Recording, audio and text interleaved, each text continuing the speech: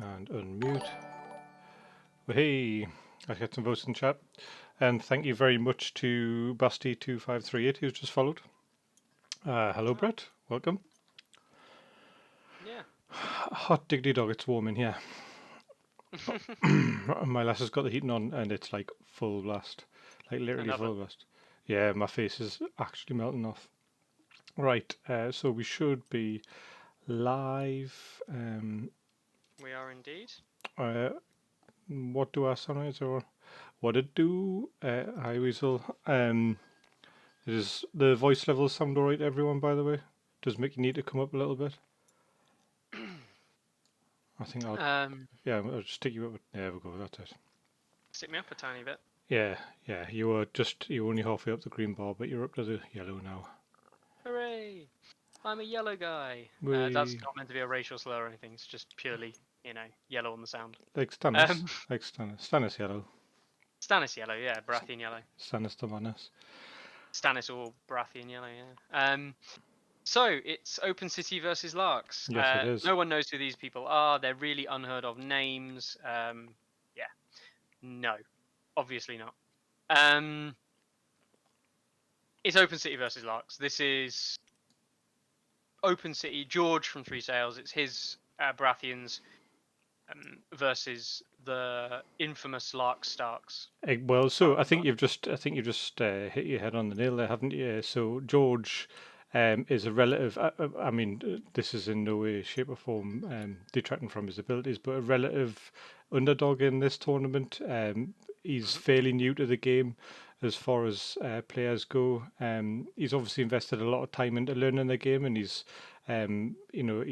got in touch with people that know how to play the game. He's put the hours in practice, so he's doing really well. He's representing the UK as well, which obviously always great. And then we've got Larks, who's tried and tested. He's a well-known competitive Song of Ice and Fire player, well-known Stark player. So it's going to be a really interesting game. We know from speaking to George previously that he sees Starks as sort of his kryptonite. So hopefully he's been in the hyperbolic chamber. He's been doing some training. He's been watching the games that Larks played in other tournaments and in previous games in this tournament, and hopefully he can bring what he's learned to the table. I think he has got a good chance. We've seen this list that he's bringing today. This is the third time that he's brought this list in this tournament. He's played the same list all three games, so he knows the list and he knows how the list works. He's always going to have a really good card advantage. His ability to draw is just fantastic, and his placement of Courtney in the late stages of the game are going to be what are the difference between him winning and losing, I think. So it'll be interesting to see how it goes, but yeah, totally. I'm looking forward to this. So I mean, this game is interesting, right? This game is interesting because we don't see. We obviously see Larks' Howland list come to play. That is not a surprise to anybody. Nope. But we don't see the Bran Zerkers or anything like that scary, to be honest, for the Rose Knights. The champions of the Stag ultimately are always going to suffer. They're always going to be beat down by anything eventually, because they're almost so good. It's just a case of they will mostly outlast anyone else. Yeah. But enough attacks will get them through, be it berserkers, be it sworn swords, whatever. It's not about the quality of the attacks against champions of Stag, really. I think it's like the quantity. Preying on the morale fails is what you want. Yeah. Now, Larks doesn't have those big bursty units necessarily, but what we do see is we see the Crannogman with the Crannogman Warden, and this unit has an absolute tendency to shred units, and it only has to do 1 wound or 2 wounds onto a Baratheon Warden unit, and all of a sudden it's potentially having to take panic tests, which it does not want to have to take. Yeah. And this is what the game is going to come down to. The game is going to come down to how Larks picks apart George's formation. Yeah. and to see if George can actually do anything about it. Mm-hmm. I think he can. Yeah, so we seen his last game against was it no, was it Bazoo? No, not It Bazoo. was who was it? It was Rossi, uh, Rossi, Rossi. you played Rossi. That's Yeah, it, Rossi. yeah. So free folk player, another. So very typically of Starks and free folks, big activation advantage at the start of the game. Lots of board control and everything like that. But he was clever. He played his sort of cards close to his chest, and he waited. He managed to outlast the sort of initial big plays, and then sort of just very slowly clawed his way back. So Carl Whipping, no four may pass. This is the one objective in the center, and then place 2 additional tokens along each deployment zone, as You shown get below. 1 VP for controlling your own 2 objectives, Mhm. and you get 1 VP for controlling. No, yeah, 1 VP for controlling the middle, I believe. Yep. And then you get 3 VP for Yep. controlling both of your opponent's Mhm. objectives. Or is it only 1? I think no. You get No, 3 for VP each. for 1 Yeah. for each. Yeah, Mhm. and you get an extra 2 VP if you're controlling it with your It's command just unit. +1. It's just plus Is one it for plus the 1? yeah. Right. Plus 1. But interestingly, both of our commanders are NCU commanders here. So We've it's got not going to be that relevant. Howland and Courtney, so not a big deal for that. Um, so yeah, we're looking at essentially. So this is a little bit less grindy than the last 2 game modes that we've seen. A little bit less sort of get somewhere and stay there, and, big clash in the middle. And we do know that Starks are, famed for their maneuverability. Now we've got 6-move cavalry, which is fantastic. We've got 2 6-move wolves, which are amazing. Obviously, they get the free cavalry move as well. We've got units of a unit of Crannogman trackers. Which does the warden get? Oh no, they just get swift fire. Sorry, the what's it called when they get to take a shot after the move. So they can spend their activations moving as well if they want to. So really, it's going to be whether or not George can create a fairly solid line and not let anything get past into his back lines. We've also got Aria, so that's another free maneuver at the start of a turn. So I think one of the biggest threats to George's game plan here is going to be, very sudden movements, which take, a small trail like a wolf right behind these lines. Now his cavalry, you'll notice that Larks is deployed on the opposite side to his cavalry. So his cavalry really the only things that everything he has moving for, isn't it? Yeah. Yeah. So it's not a fast force. So if he can really outrange one of these, one of the smaller units into a back line and hold on to one of George's objectives, it could swing for him very quickly. 3 points is Margin to come back from. a very big margin to come back from. Yeah, but It's not just 3 points for securing the back objective. It's also an extra point for effectively an extra point distance from them not controlling both of theirs. That's actually the biggest key. Is it's effectively a 4-point victory point swing, rather than a 1-point swing in your opponent's favor. yeah.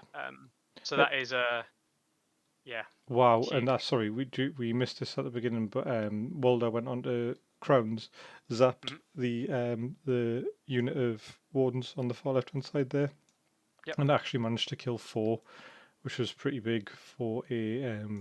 I believe it was 3, but we saw Walder come out to get the 4th. Sorry, yeah, so 4 including Walder, and and we're just seeing a wasted activation there from Aria. Stops Courtney from going down, but that's not really a big deal at this. Flipped. Yeah. Now this is like all game modes. This is scoring at the end of turn round 2. So the first turn is really going to be ready their terrain and objectives. Their first turn is going to be very kind of positional more than anything. Like if without going like ridiculously far ahead, we're going to see the Stormcrow mercenaries do this. We're going to see the 2 Warden units from George probably do something similar. Mhm. And we're probably going to see the Crannogman Wardens probably run forward, actually, and one of the dogs take that back objective. Yeah. George has no effective means of dealing with dogs this game. No, and it would, even with his cavalry, it would take minimum of 2 turns to get to them. By which time, you can see them from a mile off. You would then also have to deal with Sworn Swords of Mira, Sworn Swords of Bran and Hodor, which we know is very effective. Yep. The mercs over here with Rickon and Osha, it's just a tax unit, really, isn't it? They just want the extra activation from Shaggy Dog. And and potentially being peppered from the Crannogman trackers.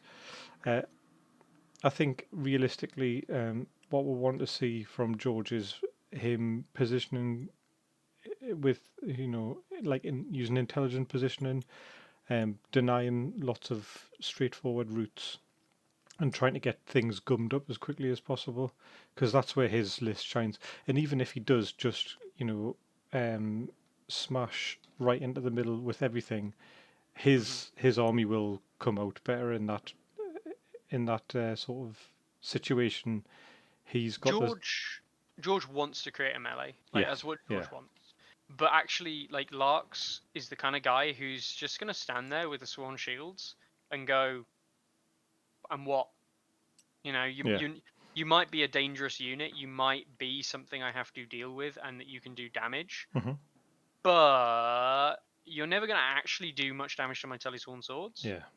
And I don't really care if you do. Mhm. So that's the way that Larks is most likely going to play it. And you can see here some interesting positional play. He backs off a little bit, so if a unit charges his Sworn Shields, they have no way of controlling the central objective. So this would, like, a charge onto these Sworn Shields as it is, would be a bad thing for George, because he would relinquish control of the middle. Yeah, and I mean, the ideal charge to receive would be the champions as well, wouldn't it? Because that's that's a potentially quite impactful unit. So we've spoken about champions before here. The guys, me and Carlo over at Stats, and obviously in combination with NRG, we perhaps don't think that they pull the weight that they need to pull for a 10-point unit. Yeah. But we've seen them do well. Yeah. We've seen them survive. Mm-hmm.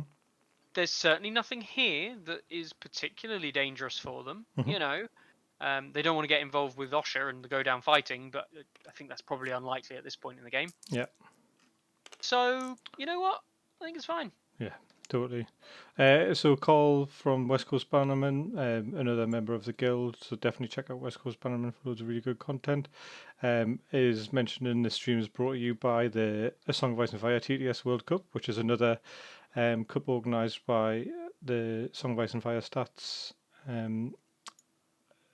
page group person, and yes, so if you don't know about it, it is essentially going to be a global event, a very large global event, which is run and sort of seeded individually by region. So, one of the things that people have encountered issue-wise with this game, with the TTS sort of leagues, is that they're quite often matched up with people in like opposite time zones where they're having to play games at 7 o'clock in the morning, 2 o'clock in the morning, that kind of thing, and it's not really that great for them.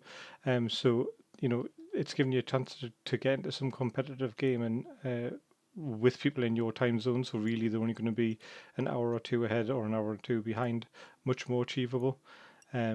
Now, it's going to be obviously seeded within the local area, which then has people who get moved on to a further, further league, where the top echelon of each region then play against each other, essentially for one person to be crowned the best in the world.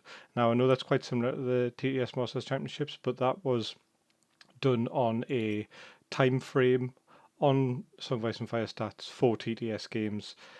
So you basically, you could, if you really put the time in, you could sort of get your scores up and things like that.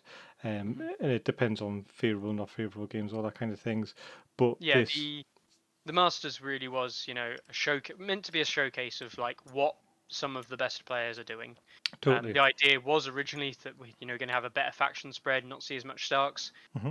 That clearly didn't work. No. And we obviously see 8 Starks of the 16 players that made it. Hmm. But it's just meant to be a showing of the best players in the world, and hence Yep. the reason we're trying to get as many streams in as we can. Totally. Totally. The World Cup, Yep. this is actually like the person who wins the World Cup Hmm. is probably very deserving Yeah. of being the best player on Totally. TTS, of course, on TTS, Of course. but the best Song of Ice and player in the world. Yeah. Yeah. So very, very much looking forward to that start. I think it's like 2.5 weeks until it starts, 3 weeks until it starts. Yes, yeah. So if you aren't already, there's an NRG Discord. I'll get someone to pop that link into the stream chat soon, and it's also available all over Facebook from Song Voice and Fire Stats. And get yourself signed up. You'll get to do some good competitive play in your region. You get to meet new players. You get to play against new lists. You get to try different metas. You potentially end up being one of the best in your region and going on to play in a huge, like quite a venerable style tournament where you're playing against people of the best quality. So yeah, sign up, get involved. Good luck, and I might see you on the battlefield. And if Good I luck, do, have fun. yeah, GLHF. Yeah. No You play, mercy I if I meet assume you you're though. playing then. I assume you're playing in it then. Well, Oh you well, just signed up yeah. today, right? Oh well, I Actually, just signed up now. Yeah. Mm. I was thinking I if I was wondering if I should or not. But I haven't played in a tournament since First Builder League now. And I'm getting rusty, so I need to play. I'm probably going to enter as well, but I don't Yeah. know. I don't First know what faction I'll be playing. first So round, I'm going to draw you, and I'm going to absolutely hammer you. I've never beat you before, but I'll hammer you. it depends what you play. If you play Targ Mother of Dragons, there's a good chance you might. Yeah. Um, Hiya, Gregors. You're late, but you're here. What did you miss? It's still just round one shenanigans, moving things around. We had a Walder Zap on these ones over here, and they lost 4 wounds in total, which was pretty nasty. And we're just seeing a little bit of the usual sort of Stark ballet, trying to get things lined up into the right places, things like that. So who was first player this turn? It was Larks, right? Larks was first player this turn, yeah. Actually quite important because, well, in my opinion, it's quite important because I think like grabbing horses is quite early, but actually Larks also spotted the letters play. This game is actually really good as well. Really an important one to make. So yeah, we saw the Howland letters first opening, but interestingly, horses was never used this game. It was replaced with Eldon's effect. I really like horses for Baratheons because I feel like They're you need to get up the the board. slowest things in the world, yeah. Too right. So I mean, this is say exactly what we were saying before, though. A lot of this first opening round is positional play. Yeah, of course. We are almost certainly going to see the champions of the Stag move into this hole between the Rose Knights and the Wardens on the right-hand flank of George's forces. That's where they're going to fit nicely. Aside from that, I really think Larks is going to really push these Crannogman Warden, but you see these Rose Knights coming across to deal with the Outriders. This is going to be an interesting combination melee. I do wonder if Larks is going to have to be very careful. Oh, sorry. Very careful about how he deals with this. Oh, sorry about that. I'm very tired. Don't worry, man. Right. So, they're just going to see a little bit of movement for the rest of the turn. So we'll just talk about some of the bits and bobs. So, as you can probably see at the top of the screen, we've got a subscriber goal. Now, unfortunately, for some reason, it doesn't include Prime subscribers. But if I can work out how to edit that, or I'll just make mental note of Prime subscribers, I will include those in the draw. So essentially, once we've reached 20, I'm going to do a prize draw for some merch, which is going to be cool. Obviously, it's from the merch that's available in our store at the moment, which is northernrealms.co.uk/store. And if you are potentially interested in donating bits, or, we've set a small bit goal, and it's so that the community can vote or choose the next design for merchandise. So they'll be able to pick theme or house or whatever they want to pick. I'll just do a poll, and then you guys basically get to choose which type of merchandise you want next, which is pretty cool. We do it with local tattoo artists from Newcastle and the surrounding areas. So it's really cool. Yeah, they've done some really nice designs for us so far. And it's just nice to support local artists, especially, I don't know if you know much about the Northeast, but we've just entered a second local lockdown, which is potentially going to be made worse again. And it means that, we're not able to see our friends, we're not able to go and visit anyone. We're not really even meant to meet them outside, which people still do, but you're not really meant to. I mean, it's got to the point now where it's without being all woe is us, because ultimately woe is the world right now. Yeah. But it certainly has got to the point where it's pretty sad. Oh wow! Oh Weasel wow! Kingdom. Yeah, man. Big Cheers. man. Thank you very much. Oh, and to Brett as well. Actually, speaking of Brett, so we have got an update to our merchandise Hall of Fame, which I'm going to find it now. Oh, hello, Terrashard. Welcome back. I'll find it now. I'll bring it up on the screen in the middle of the game, just because I know Brett really wants everyone to see. So there's a very, very, very famous picture. It's probably the most famous picture on the internet. Yeah, I mean, I would go as far as saying that. It's probably the most famous picture on the internet, and it is of a gentleman called Chris Tran. I don't know if you've ever heard of him. He's got this really small channel, he probably needs to work a little bit on, like all his editing and stuff, because it's subpar. But yeah. So he pulled probably the coolest pose I've ever seen in my entire life for merchandise, and now it's become part of the guild to try and emulate this. Oh God, exactly, man. Oh God. So it's become almost a challenge to emulate this pose. So Carlo did in a fashion. He did, and now Brett has brought his contribution to the table, should we say? So we'll have a little look at the original. Then you've got the pictures. Oh yes, I'll bring them all up individually. So we'll have a look at the original. We'll have a look at Carlo's, and then we'll have a look at Brett's contribution to the fold. Mm-hmm. I will say Carlo tried his best, but Chris is just an absolute tank. Yeah.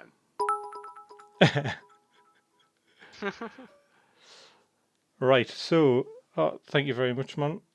Thank you very much. Oh, you just 100 cheers. Yeah, that is a lot. Okay, so I guess you guys are voting on our next bit of merchandise. Yeah, that was very quick. So let's see. We will show you some of these bits of merchandise. Get the pictures up first. Yeah, man, I'm doing. Yeah, that's what I'm saying. The merchandise as worn by. Yeah. There should be another one from the guild this month, Brett. I really like to see Carl do one. I know Carl's around today. I want to see him get his pose on. So, the man, the myth, the legend, Chris Tran. So this is what we're working with, guys. This is where this is the progenitor. This is the original. Such a good photo. It is such a good photo, isn't it? So here we go. Great. Yeah. Next we've got Carlo. This So Carlo actually got, so that's Chris wearing the Raven's Revenge T-shirt, which is mhm, obviously the Night's Watch one. We've got Carlo with the Baratheon hoodie, the premium hoodie. Ours is the Fury, and he's gone for the slightly fairer of the two Stannis brothers mhm. colouring, and the bandana, of course. Yeah, yeah, of course. Gotta get the bandana. Yeah. And needs a gang sign. No, man, this is class. This is too classy for that kind of thing, man. Yeah. The headband though, and then but we have a new. Wow, that's a really high res photo. This is actually phenomenal. Like for anyone who's about to see this, photo is absolutely phenomenal. But I can't tell what Brett is holding the, because I'm just looking at everything else but the figure that Brett is holding. but Um, isn't so? He said that he was going to go and get his favorite thing from the local like Store, yeah. FLJS. Yeah, yeah. So what is it, Brett? Like, what is it? Oh, you got to show the picture and have the Yeah, yeah. I'm community just guess. resizing it. I know what it is. I know what it actually is. I'm resizing it because it was like such high res that like I've ended up having to like resize it 4 times. There we I mean, go. I know There we Brett. go. I know Brett is like obviously big in America, but the man's just big. Big, His yeah, muscles. yeah. You can't quite see on that photo just how ridiculous his leg muscles are as well. But yeah, yeah, that Just is that. go on. Does anyone? Well, do you know what it is? Who? Take a guess. Come on, it's Brett. Take a guess at which model he's going to be holding up. Well, I'm just going to zoom in on the picture. Actually, Oh, I'm going to cheat. you're not even going to guess. It's Brett. What model would Brett hold up? What model? What man does he think? Oh no, it is as well, isn't it? Yeah. Yeah, Oh yeah, yeah, Basti knows where it is. yeah. First, Basti knows where it is. sorry, It's the pianist. This game mode is called. I'll let Mickey tell you because I've forgotten. it's no foe may pass. No phobia pass. That's the one. It's one of the beta game modes with the effectively not rugby, where you have objectives at either end of the board and one in the middle, and you're trying to fight to kind of get past, as the game mode would suggest, no foe may pass. You're trying to get past the opponent and try and score in their objectives. But yeah, Basti was completely right. It is John Show. John Snow John Shaw. Show. God, that's actually really hard to say. Sorry, sorry. We'll get back to the game now. We've had a little bit of fun. Yeah. End of the first round. It is actually the start of round 2, and Mhm. we saw Arya used. So the Yeah. first thing that we see here is Arya used, and of course we're going to see Larks use the Cranagman shot Order. Yeah. from the order, and he's got the wards in this unit, so any misses here get to re-rolled. Yeah. In traditional Larks dice rolling, he gets 7 hits after all that. Insane. Absolute. I mean, he's probably not going to kill the unit because he'll probably save most of these, saving on 3s. Yeah, we only see 2 wounds get through. But panic's a thing. Sorry, Panic is the Brett. thing. Thank you very much for that picture, mate. Appreciate it. It looks great on you. And we see 4 more wounds come out from the panic. Wow. This is why, I mean, people don't quite get the high armor on Wardens is great, right? But Cranagman Trappers just being able to So out. Courtney onto the Trackers. letters here. Yeah. So Draw 2, get the. He's almost certainly going to put a weakened token onto the trackers, Mhm. and when he puts the weakened on, he can heal the Warden's D3 right. because he's targeted the unit with a zone, which is what Courtney does. Mhm. Now, only rolling the 1 is not brilliant. Ideally, he'd want to roll more than that, obviously. Roll the 3. But either way we looked at it, if he does 1 wound with a shot, it was always going to be like a panic test that was going to realistically kill the Wardens here. The problem is now any failed panic will kill them. Mhm. Walder goes onto the swords. Now, this is the worrying bit. The Cranagman can shoot now with the swords. We see 4 misses, but he still gets the re-roll. I don't know why he's rolling a D3. Because he's picked yeah. swords, yeah. He's picked swords, yeah. And oof, that is they hit on 4s, right? Yeah, they hit on 4s. So it's 6 hits, but then hits. the weakened comes in, and we see 3 3. hits. So statistically, you should fail 1 on the Wardens. If 1 fail is completely safe for George because he rolled that 3 on the second one, and we see it there. The 1 fail, He needs to pass this, so and he yeah, passes them round us. 6 base 6 aren't there? So Yeah. Shiro bags, heal them up. yeah, so I feel like it was a weird decision to take swords onto the trackers instead of just using their attack. Although obviously I'm presuming. Yeah, the shot would have been better. I don't understand why he's just healed another D3. He didn't. Oh yeah, because he targeted them with Shira. He didn't target. Oh, he targeted the Crown Tracker to Shiro again. Yeah. Walder was going on back to the unit to give them 1 wound.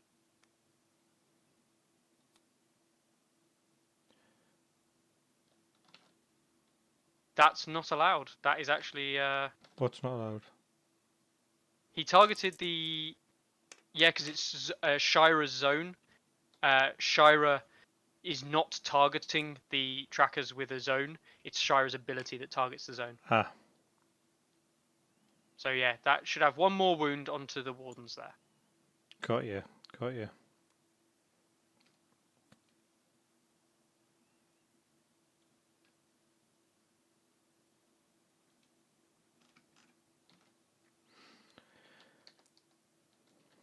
Very. I'm still bewildered by that play, but like hindsight's obviously a really important thing here, but you know, we should be realistic when we say that that the shot from the Kranigman trackers, like, even just target the Rose Knights because you're in their flank. Like you don't want to do any more damage to the Rose Knights like that though. It's not actually what you want to do. I don't even know how is he taking 2 wounds here because he's failed the charge? Who's that? George's Rose Knights have got 2 wounds missing. Not sure, but he didn't move them if that's the case. I don't quite know why. Oh, do we see the? We saw. Oh, traps. Unseen threat. Traps from Mira, yeah. I'm guessing, or traps from Mira potentially as well. Yeah, Mira traps. Yep. Shouldn't have looked away for a second. Yeah, I mean, this is actually not that bad for George. He's weathered the double shot from the Kranigman trackers. The big issue for him is that if he doesn't do anything about these Kranigman trackers on Larks, so in the opening of round 3, Larks will go first, and he can just take swords first thing. Yeah. And he can even take swords with Walder, and like that's potentially an extra wound if he needs it to kill the unit off. Yeah. And they've still got a shot this turn, albeit a weakened one, but a shot this turn. Yeah, and if they take it early enough, like, I was going to say, ideally, he wants to take it now before, before they activate.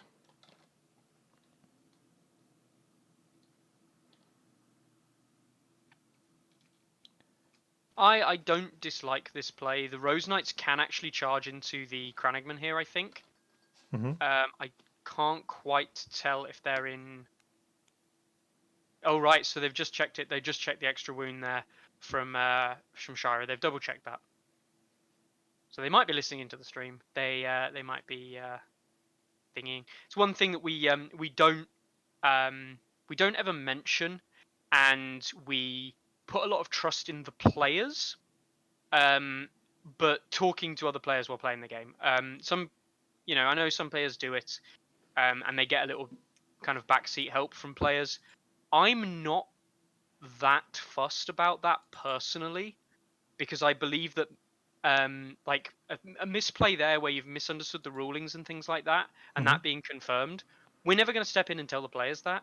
But the players being told that actually that's wrong, like just double check that, is fine, because people are learning the game that way, and that's absolutely fine. Of course, yeah. I mean, it's not like we've never played anything wrong, is it? Yeah, no, I've never played a single wrong thing in my life. Ever. Except literally everything I've ever played wrong. that is an interesting wolf placement because I really don't think the. Oh, he's going to march the wolf there. Ooh. Okay.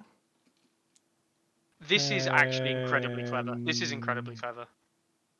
Yeah. What he's doing is he's putting the wolf there for the Rose Knights to charge. The Rose Knights will kill Summer. Okay? The problem is not Rose Knights killing Summer. The problem is, I think what he's trying to do is he's trying to prevent the Rose Knights charging the Outriders or preventing the Rose Knights charging the Crannogman Trackers. Right. Okay. There is probably going to be a counter charge in play in his hand. So I'm guessing... yeah, I'm guessing that is what he's afraid of. I'm not 100% sure because, like, obviously the wolf just dies here. Mm-hmm. Like, But it takes a wound automatically just from them taking an attack, so... Yeah. Well, actually, the biggest thing here, and this is actually a bit of a... Like, he's obviously going to do this. Okay, so we see Bog Devil Ambush. Mm-hmm. Right, oh... Okay, so this is 4 hits. I actually know what George is doing. Sorry, Larks is doing. Mm-hmm. Larks is putting the Rose Knights into a compromising position, so it's another wound onto the Rose Knights. Mm-hmm.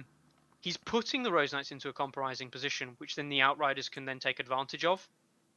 The important thing here as well is that they become activated for the purposes of Courtney. Mm-hmm. Yeah? So Courtney activation means that they, all of a sudden, don't get the benefit of Courtney's defensive cards. George wants to be very careful aligning like that because that is over the stake. Ooh, pardon me. Over the stakes. That is over the stakes. That would be D3 plus 1 wounds. If he does that, he needs to be very, like, he should be checking that. He's at -1 to hit, but he's a disorderly charge. So this is going to be... okay, so 4's to hit. 6 hits. 3, yeah, it's still 6 hits, isn't it? This is a dead wolf. Statistically, this is a dead wolf. Yeah. Yeah, it's a very dead wolf. Yeah. And we get the overrun here. Now, he is actually on the stakes. He is on the stakes. It's like, that's So 2d3. that should be 2d3 plus 2, shouldn't it, really? Yeah. Now, he could have aligned at 50%, like 100%.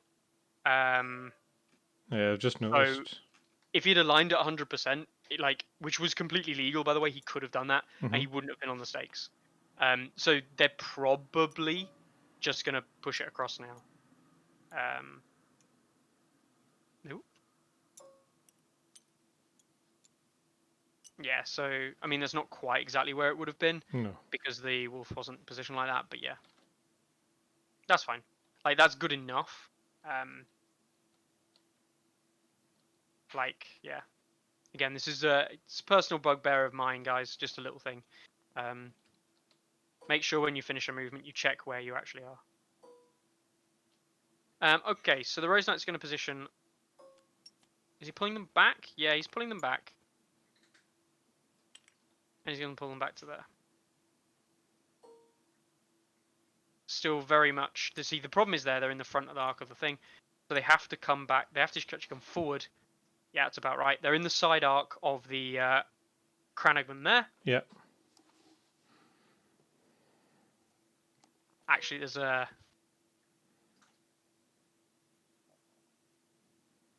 Yeah.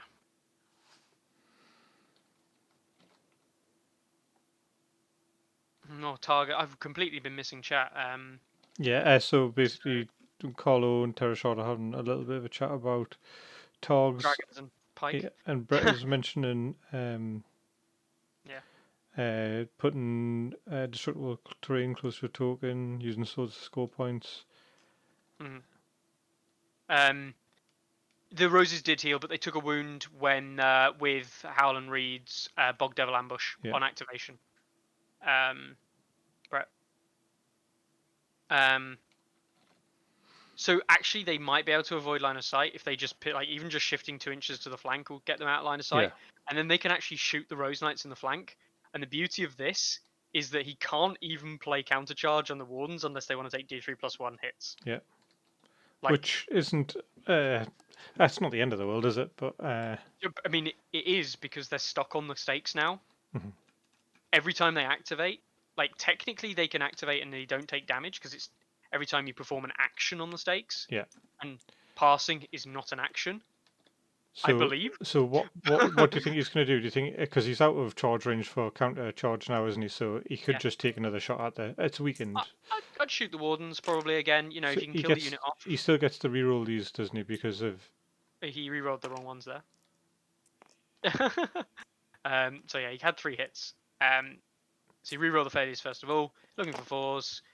So we see 2 more, so that's 5 dice. He's gonna reroll now, which might as well be the 5 that he's got in there. just 2.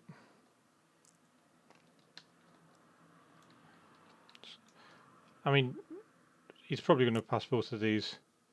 Statistically, yeah, I mean, statistically, it's not unlikely he fails 1. Like, it's not unlikely. Yeah. It's not massively likely either. Passes the morale test, though. That's the important thing. Yeah. And the weaken token was used. But it's another wound to the Baratheon Wardens, you know, and like Larks doesn't actually have to rush. He is 1 point behind now, though. He is, but he doesn't have to rush, and that's the difference. Like, because these own victory point areas are worth so many. Like, if you take an opponent's victory point, it's worth 3 points. You don't have to rush to take your opponent's zones. Yeah. You can afford to sit. I mean, he can sit here with these Cranningman trackers, and he can do this all day. And now that stake has gone, like, actually, that's not massively unbeneficial for Larks. Because Larks can now look at that and go, oh, look, bang, done. I mean, George is quite rightly, he's going to just march up onto that centre point there, score himself an extra point in this turn. Providing that he can keep all 3 ranks, yeah. Yeah. We still have an unactivated unit of champions as well, though, so, you know. Now, I think what's important here is that those Stark Outriders really can get round into the flank of the Rose Knights. Do you think? Yeah, they can. Or, like, almost certainly. They can get into the flank. They've got 6 inches of manoeuvre. They can get into the flank. 5 because they're on terrain. 5 with the bog, yeah. They can probably get there, though. 5 inches from the flag. Let's have a look. Oh, I can't measure the distance. It's pretty damn close. They can probably get into the flank of the Rose Knights.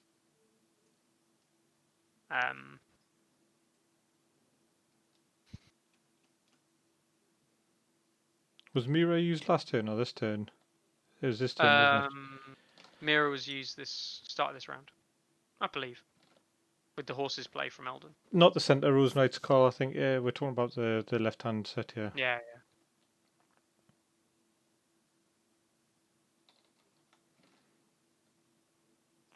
We got 28 viewers in the chat.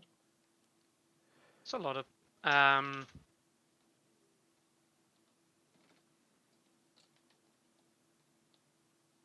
Yeah, 28 viewers. That's 28 people more than my birthday party. Carl's watching on 11 accounts. Yeah, that'll be why. Yeah. That would be classic. Well, thankfully we know that we can actually check if you didn't know, you can check the users that are in the chat. So I'm going to go through and I'm actually going to shout everyone out because sod you. We've got Basti, who we were talking to earlier. We've got Bazu, who was in the Masters himself. Still, he's being in the other semi-final. Yes. We've got Brett Lanfer, who knows who that guy is. We've got De Goyron Hammer, who's got a great name. He's got Hammer in his name, so he must be a Baratheon player. We've got Gabo Das Walrus, and I really hope that he's a Walrus chieftain in real life. We've got Gregus456, familiar face around here. This guy called Gruselug, who I've heard is a Lightning Lord. Again, another common face. Decay from Germany, absolute lad. Carl from West Coast Bannerman. Leet Teddy. Lurks, great name. Maliciosus. Michael Rumsbum, psychopath, lurking around. Mr. Machete, common name around here. Platinum N-Line. Streamlabs. Streamlabs is watching. Hi, Streamlabs. Hi, Streamlabs. Torms, which is a great play on words there. Terra, obviously about the pianist we've seen. V&K, Vigo Pros, Weasel Kingdom. Z4 Carlo, A Song of Ice and Fire Stats. What a terrible name that is. I've got no idea who that is. Yeah. Jacques Vacan. There we go. There's all the people, and of course myself and you and the Nightbot, and probably some other players, if that's not updated properly. But everyone's around. There we go. Platinum Endline just being like, yes. Hello. Okay, so I suppose, thank you very much. I believe was it Weasel Kingdom that donated the bit earlier on? Yeah, you did. Yeah, Weasel Kingdom donated some bits for us. So it's up to you guys really to decide what the next theme for the merchandise is going to be. We're going to do a vote in chat. Yeah, let's do a vote in chat. Or at least let's throw up some concepts, and then we can decide what the best concepts are, and then we'll do a poll probably on the Facebook to get that finalised and get it done. Okay. So, we already have a Raven for Night's Watch. We have a direwolf. Fair enough, it's Ghost, but it is a direwolf. So I mean, I like to call that Starks, but if somebody wanted another Stark one, they could vote for that.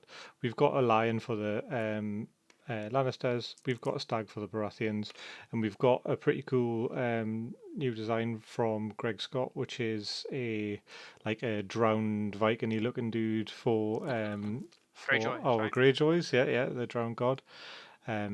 So if there's anything that you can think of that you might like, we do have a special design on its way already. But yeah, Dragon. I'll definitely take that one into. 8 hits from the champions onto the Stark Swan Sword set. Ouch. No Sunderland. Yeah, no Sunderland. No, so just three dead. This is the criticism I have of the start. And he did roll. Yes, what's that? 3 dead. The fact yeah, 3 dead. Yeah. And then passed a morale check. But they're weakened now because of Warhammer. Or Champion's Wrath, sorry. And it was to Warhammer and other things, isn't it? It is. It's Warhammer on the Wardens. Champion's Wrath is just a Warhammer with a plus thing. And yeah, absolute classic play. The Stark Swan Swords retreat. Yeah. Like that's their play. So just don't give Baratheons the start of activation. Yeah, have we got a free folk one? No, currently we do not. We do not, and I think it's a very valid shout. I have got some concept stuff with Greg for some free folk designs, but the mammoth. So the mammoth was incorporated in it as a mammoth skull, not as a mammoth. But if we want some living mammoths, then definitely. So I want to put dragon. I'm just doing a note. Mammoths.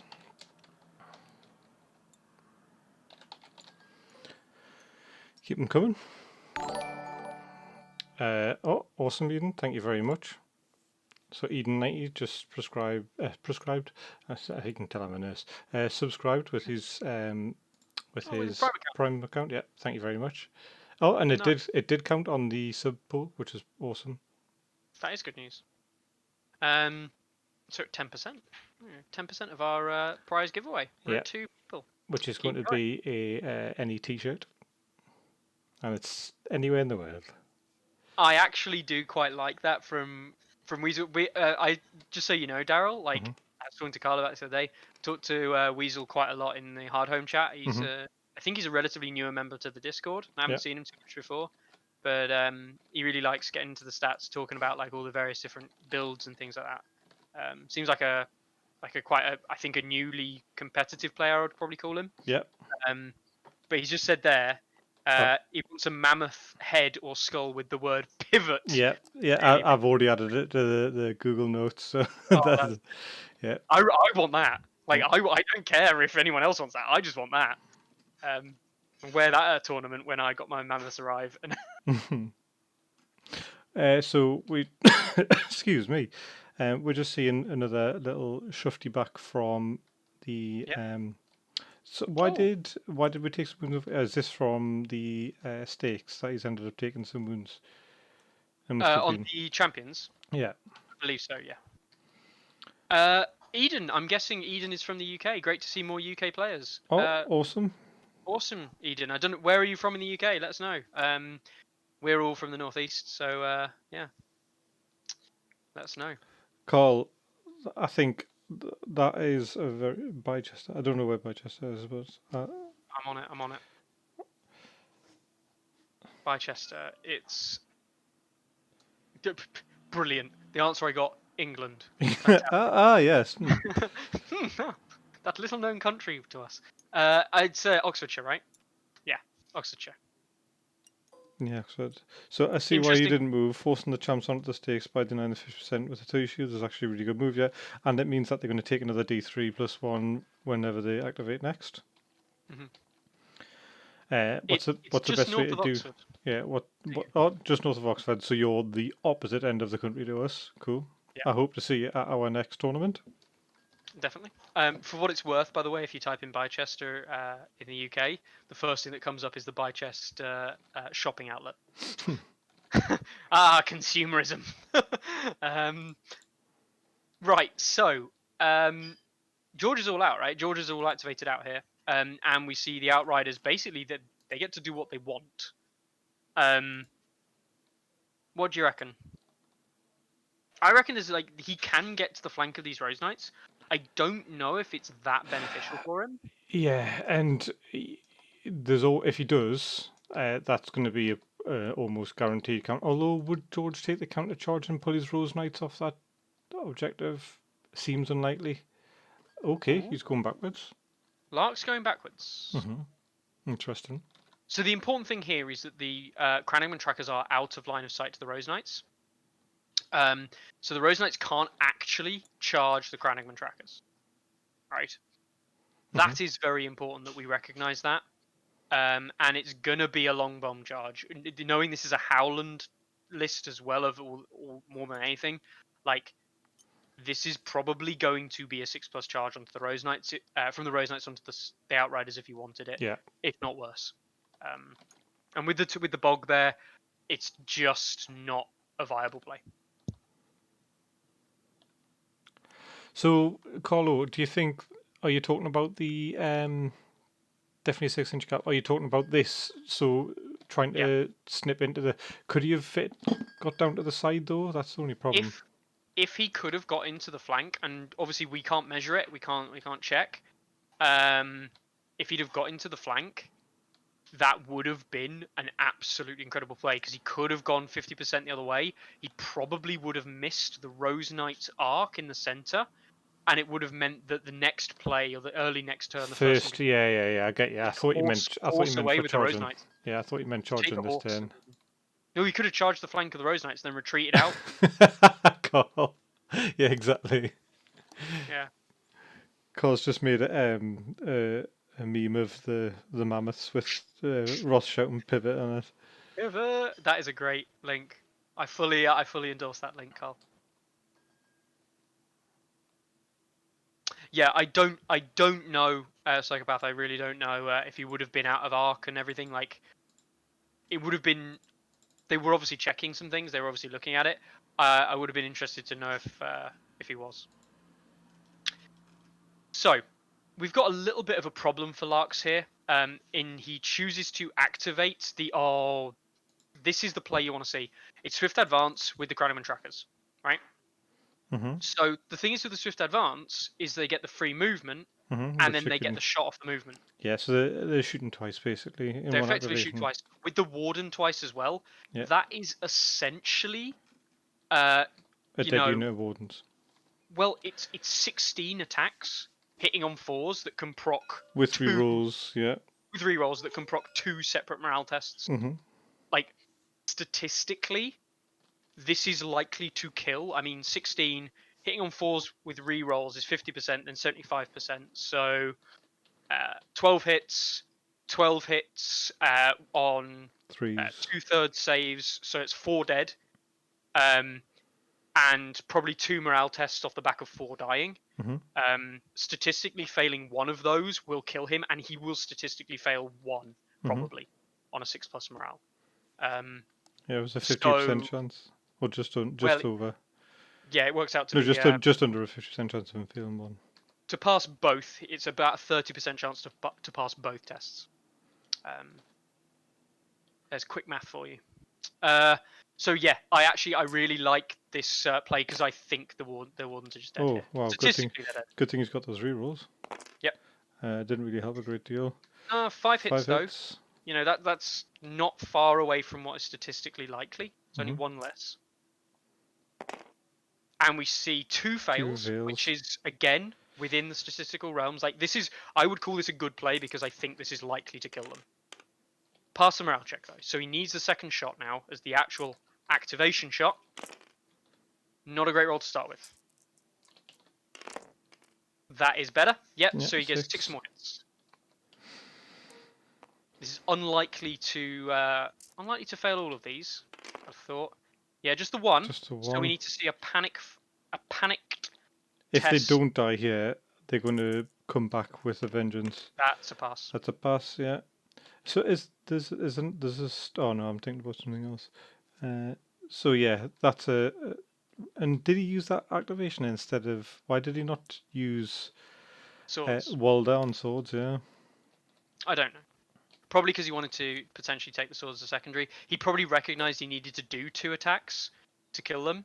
And we see Courtney coming out and the bags heal onto the wardens. Yeah, he's in the same place as he was last time, and unfortunately, so this is again what we're talking about. Courtney's going to play a massive role.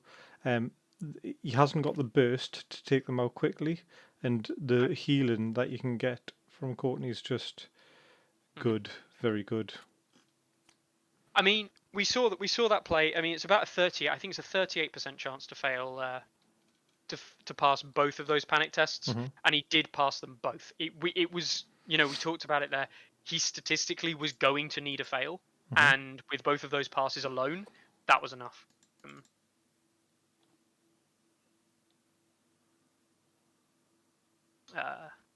So yeah, it is what it is. It is what it is. I think Larks. It's going to put Larks down a little bit in terms of like momentum's probably shifted a little bit. He's probably not as happy about that. But this unit of Rose Knights on the flank here is actually, you know, that's a legitimate new target to shift focus onto. The Wardens now on the 1 rank are just 2 ranks even. They're just not a threat. And we see Shira onto horses, bringing the Crannogman trackers back into Ark. This is an issue. This is not what you want to see. Now, if I was Larks here, I would be using Mira if he's in range to do some wounds to the Rose Knights here, put them down a rank. Because then if they do charge the Crannogman trackers, it's unlikely that they'll kill them in one shot. The important thing about that is it opens the Stark Outriders to get a rear charge. Yeah. And a rear charge with Stark Outriders onto a Rose Knight is a real big threat.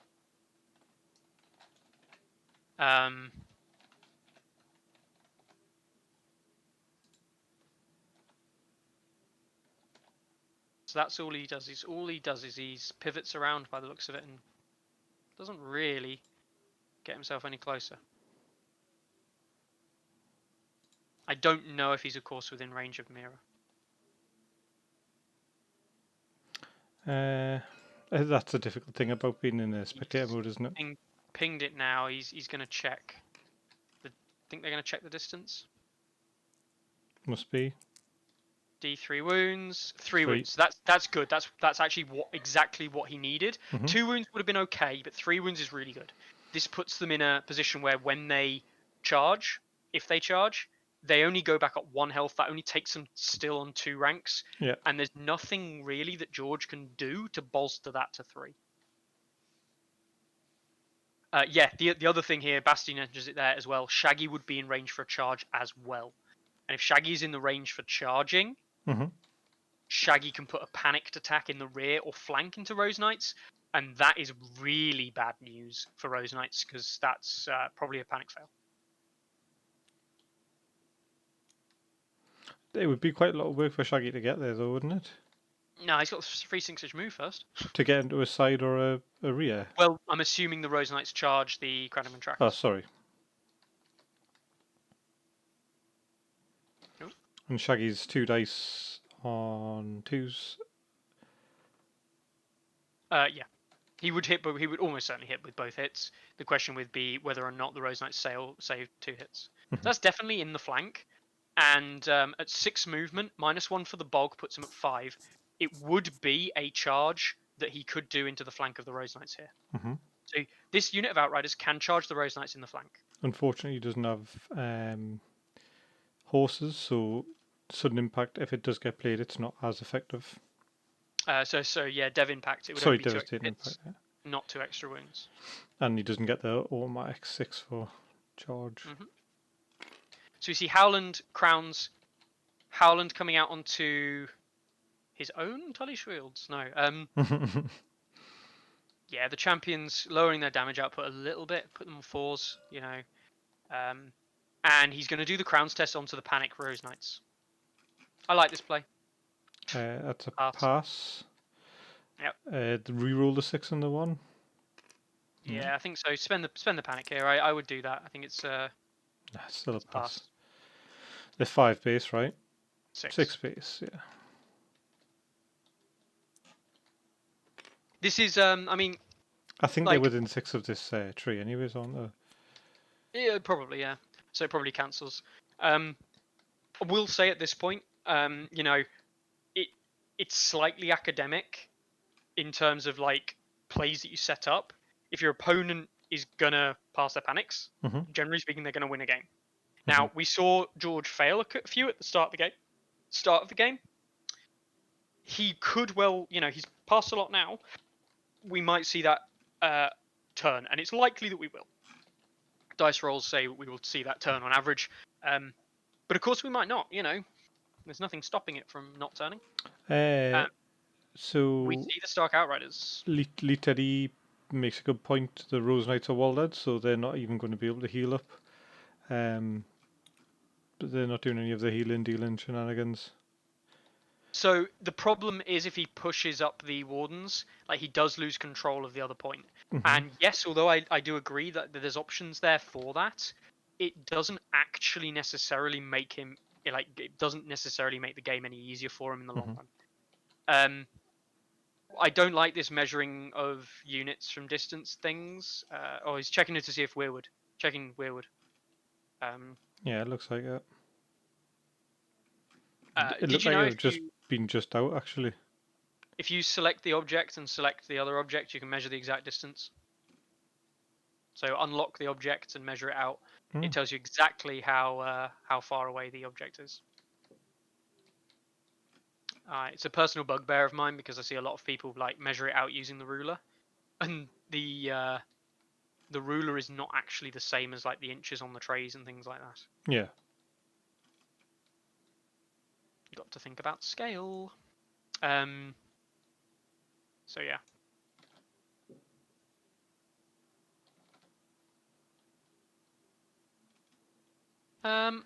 He's activated the Outriders, and he's still umming and ahhing. I think he's still deciding what he wants to do. Yeah.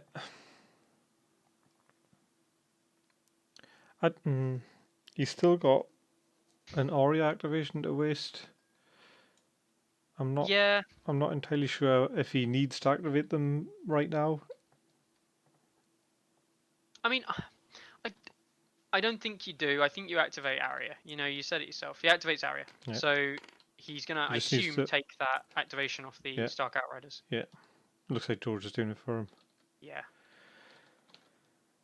And he's going to pivot them back, because he did pivot them to check out distances. So he's going to pivot them back. Yeah, I think this is completely fine. With the Walded Rose Knights, they are, you know, they haven't got the ability to come back with their health this round. They're not going to rejuvenate wounds. And so you can be less threatening. You know, they're not going to cause the auto wounds, things like that. There's a less of a threat. I think this is an important point in the game for anyone watching. I think this is really important because I think there are plays here that George makes, and I think it goes well for him. And I think there are plays that he has to make, and it will go badly for him. And I do not think George is in the position to choose which play he can make before Larks. So I think is Larks looking for a potential site? Although it's George's turn, right? It's George's turn right now, yeah. Just wondering why he's. I think he was just looking to see if he would pivot onto the stakes. What was the answer? Yes or no? I don't know. I didn't actually see. I do not know. I was not looking at that part of the game board at the time. So what's chat's feelings about this game so far? Do they think anybody's got it in the bag?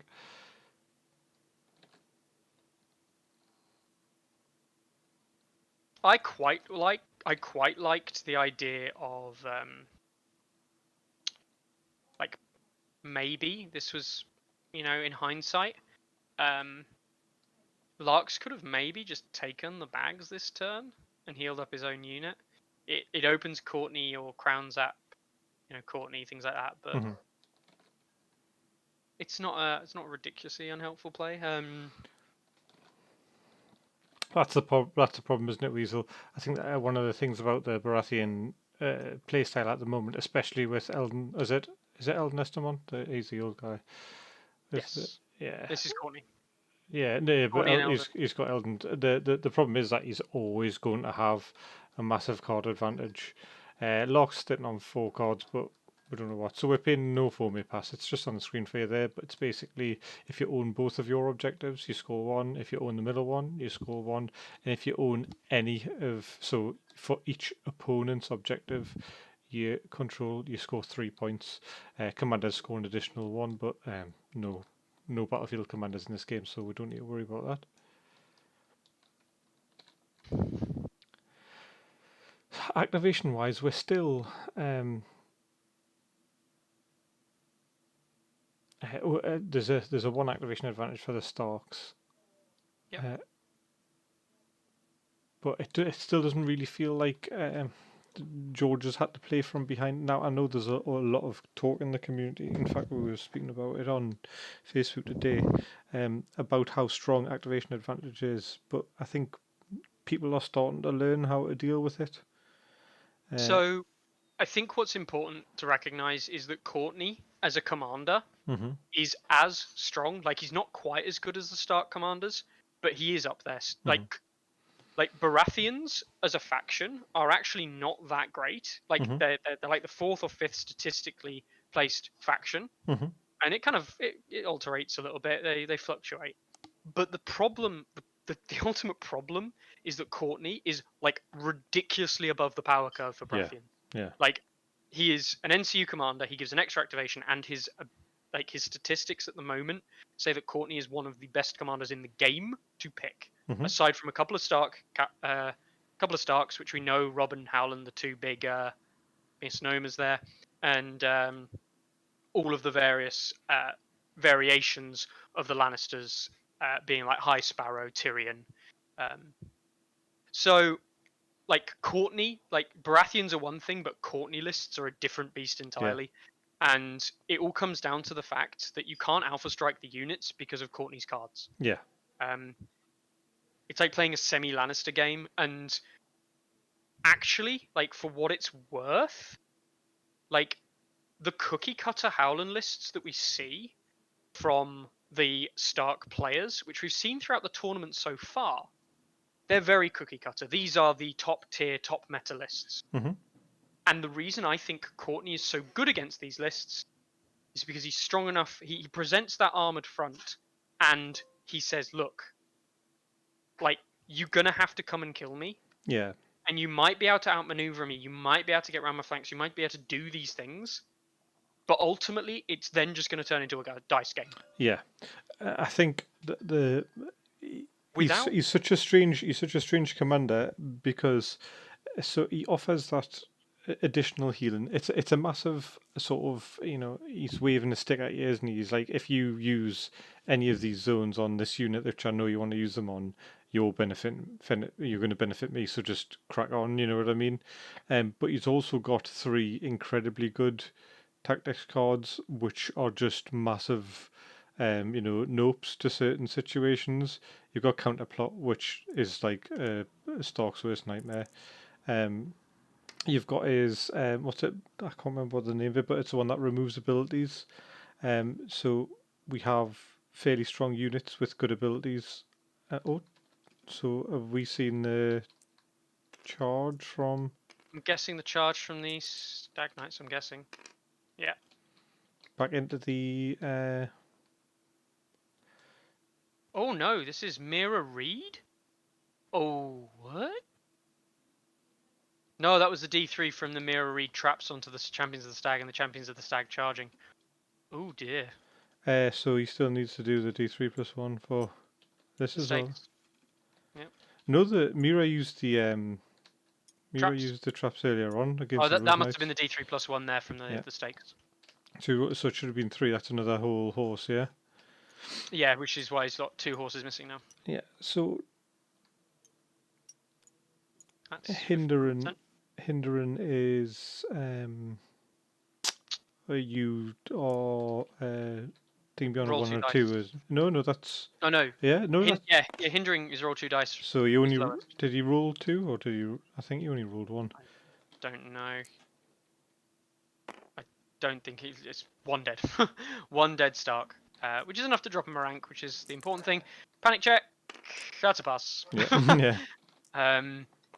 So that's the Champions of the Stag unit with 1 guy, one rank remaining, and there's a unit of Tully's Shields who've activated by the looks of it, and a unit of Stormcrow Mercenaries who've activated, who can both just wallop him in the face. Oh look, he's retreating. This is the Larks retreat. He's just giving ground to these champions, but they can't really do anything. So it's because he doesn't want to provoke their counter-attack card, isn't it? It's not just that. Every time they move, it's mirror bait. Hmm. So now they're just going to be stood there for the rest of the game, and he's got to invest resources in healing them up, doing things with them. He doesn't want to have to do that. So this unfortunately leaves George with having to make this play first with the Rose Knights. He has to commit what he wants to do with the Rose Knights now. Yeah. Now, of course, he can wait. He is first player next turn. It looks like that's what he's done. He's just put an activation token on them. Yep. So. And we see surprise strategy come out, which is again a superb card from Courtney. Can't play any tactics cards this turn, Larks. Sorry, mate. So this is at the beginning of Lark's turn. So I mean, he didn't own horses, so that's probably not one of his best. Dev Impact was probably the only thing he stopped here. Maybe the winter is coming. Yeah. That's both surprise strategies used actually now.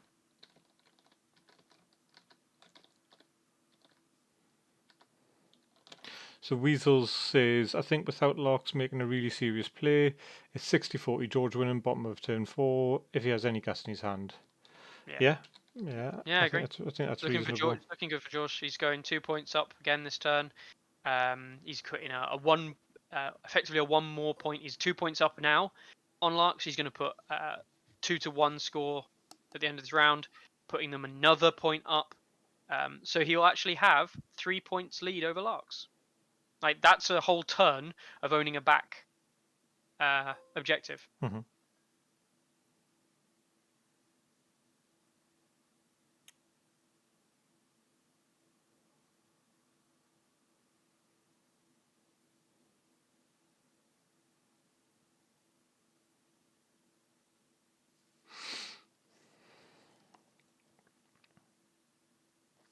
I think this definitely lends credence to a lot of the things that I've said previously about, and I think sometimes I get poo-pooed a little bit, but the sheer quality of Baratheon units, I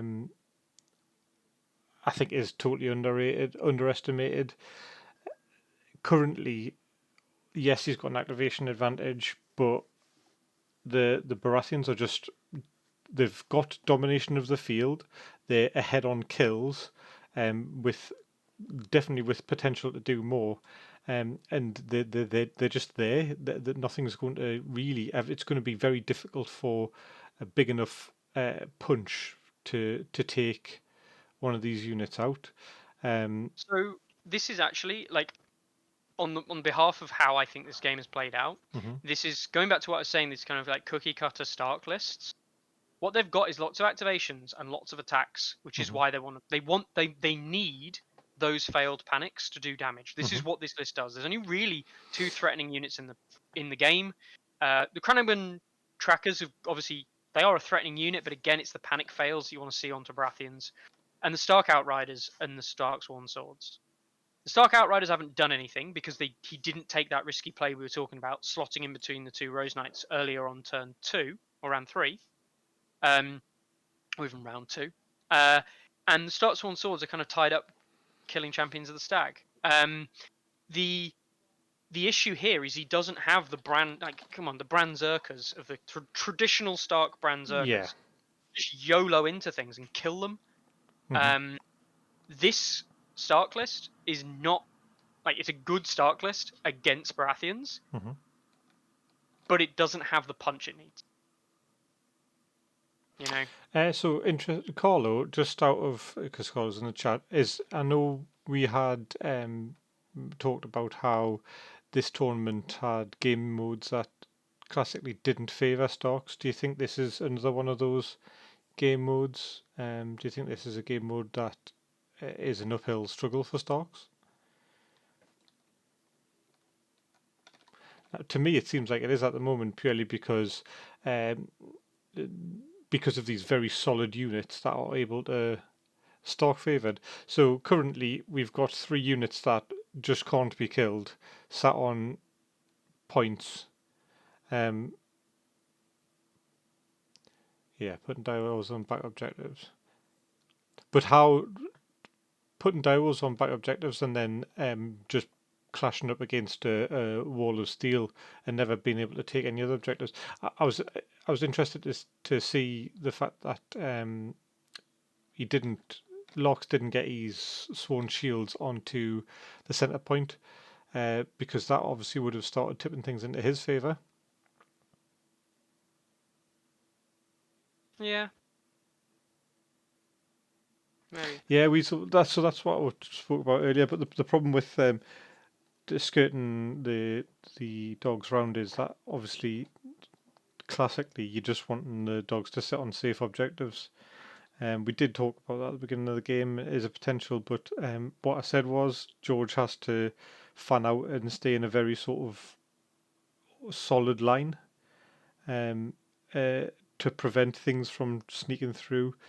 Now, actually, Carlo was talking about trying to slot something in earlier on. Now, what would have been quite interesting to see is potentially a charge from the side, but then a retreat from the cavalry to maybe use the Rose Knights as a bit of a like a slingshot to get the cavalry over into their back somewhere. Having a cavalry unit in an opponent's deployment could be good. If he managed to get a cavalry unit in against this unit of wardens on the side here, that would be absolutely devastating. Yeah. I'm looking at the lists that Larks had options to. Mm-hmm. What was his And list? His second one was a Roderick list with Roderick Berserkers, Tully Berserkers, Tully Cavaliers, Stormcrow Mercs of Russia and Osha. So it's 2 less activations, running Arya, Sansa, Caitlyn. I don't dislike that though. I think that it only runs the 1 dog, but the dogs have not actually done anything for this game. Yeah.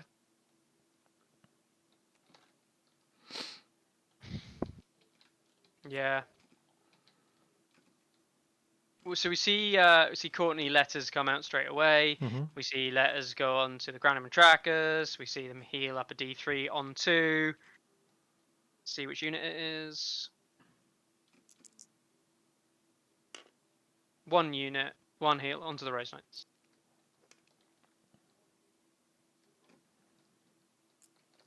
I'm going to see a Walder Crown play. I feel like a Walder Crown play is... I don't know. I feel weak. I be honest with you, these champions of the Stag, I feel like they're taking up a huge amount of Larks' resources. Mm-hmm. And George is completely fine with this. But that's what they're there for, right? They're a massive distraction corn effects. Swift advance. So seeing a swift Not a advance. Swift advance on the Crownman trackers. Guess what they're going to do? Ooh. I don't think he can actually get out of. He can't get out of arc, no, but what he can do is shift so that if the Rose Knights charge, they have to charge him in the front. Like with the movement, he could have movement so the Rose Knights couldn't charge him.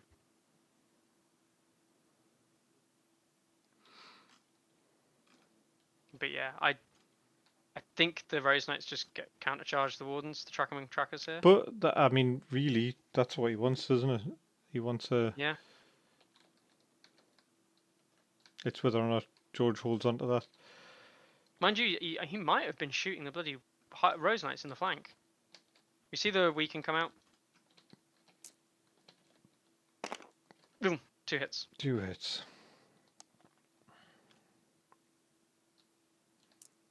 Two saves. 1 dead. Onto the Rose Knights this time. Yeah. It is a -1 panic check. I don't like the attack on the Rose Knights. I do. Well, I don't, because they're just going to pass the morale test and heal it back up again. If they pass, they might not pass. Man. It's -1. No, yeah, pass. they pass. I mean, yeah. if he's going to pass his morale test, it doesn't matter what It's you do. not -1 shoot, you know what because I mean? he's next to this. Weirwood. Yeah. But it's still, yeah, flank. I mean, the way I look at it, if he's going to pass his morale test, he's going to pass his morale tests. Mm-hmm. Like, it doesn't matter what you shoot, he's passing his morale test. Yeah, but the Wardens wouldn't get one back, would they? Countercharge. So the important thing is here, it's the Wardens that now countercharge, and the Cranaman trackers still have their actual activation. Mm-hmm. Like, they haven't fully activated. They've just done a free maneuver, Mm-hmm. shift shot from the order. They still have their action left. So we're looking at from the Wardens, 5 dice on 4s, re-rolling. Yep. Any 1s on the saves make them weakened. Yep. Or Kranig's 5 or 6 save. 6s, I think. So that's 4 hits. Make that 5. 5 hits. 6 plus saves. Absolutely 5 nothing. That's 5 dead. Yeah, I don't like that at all. I don't like that. I think this is absolutely fine in some ways. Pass the morale check. On 8. Just. Yeah, 7. George has been doing it all games, so I mean. Now, interestingly, Larks does actually have an action now. Mm-hmm. So you can either roll 5 dice on 4 plus, or make a retreat, which I can't see it making any difference. Interestingly, the 5 dice on 4 plus, he still has the rerolls because the Wardens aren't activated. Oh, you're right. Yeah. So actually, like, there's all kind of counterplay with ours, the Fury, that kind of thing. But you know what? It's not a terrible shout. Potentially, just ending up hurting his own unit more, but he could of course retreat. There are options if he retreats, but he has to roll bloody big to actually get out of there because of the angles of the retreat. Yeah. So platinum. Stags resilience.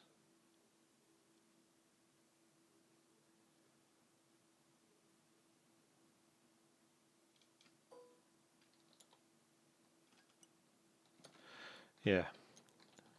I don't. Nah. I think there's Larks has made some really major misplays. Yeah. In this game, letting the Rose Knights sit on the center objective, yes. Not taking the swords before Courtney had a chance to influence, yes. And like I say, just all of these resources up here being funneled into this unit of champions. It's just, Yeah. and it's something that I'm not used to seeing from Larks, because Larks tends to be very, like top-down player and has really good situational awareness. I know how frustrating it can be, though. Like, just if I was playing the trackers there, I would have positioned so the Warden charge was a lot more risky. So did you just choose to do nothing there? He must have done. I mean, he can't really retreat. I don't really know. No, We see there's 3 three wounds on units. the Yeah, champions come back. yeah. This is not looking good for Warlocks. No.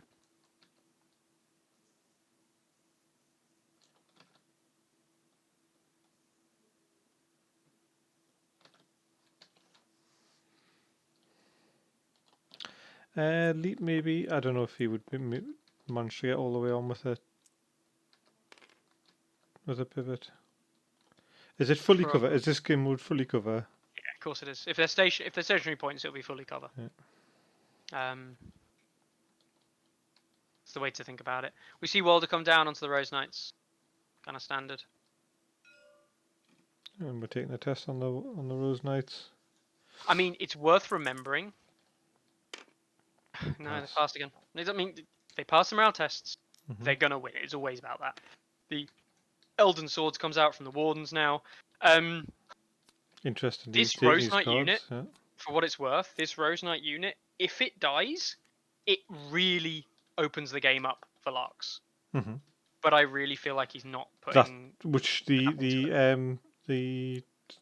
already wounded unit or the central unit. the already wounded unit. Like if these the Rose Knight's dying, it releases the Outriders to do something against the Wardens. It's why I like the Outrider, the admittedly risky Outrider play much earlier on in the game. You increase the tempo, you force the Baratheons to have to make moves, Mm-hmm. and at the moment, yet again, I'll reiterate this: the champions of the Stag are effectively taking up 3 units of Larks. Yeah. And this is not an effective use of resources for Larks. No. This is really bad. Bran, in his crit blow, start sworn swords, have done nothing the entire game. And sure, Yeah. the champions of, I don't know. So I would like to see Mira's unit charge into the central unit of Rose Knights. Yeah. And just to deny the counter charge, and then for the Stark Outriders and Shaggy Dog to just get involved in the centre there. I think he's going to have to just try and hurt them. And if the 8 dice and they've got Bushwhack, so no cards can be played. Reroll even. I mean, has he got? He hasn't got. He's got next turn, so he could take a free maneuver. Devastating impacts in hand. So when does the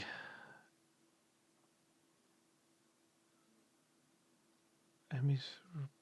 Oh, it's no card. So yeah, so he's scared of the counterplot, isn't he? But I mean, he might just need to get them out of his hand.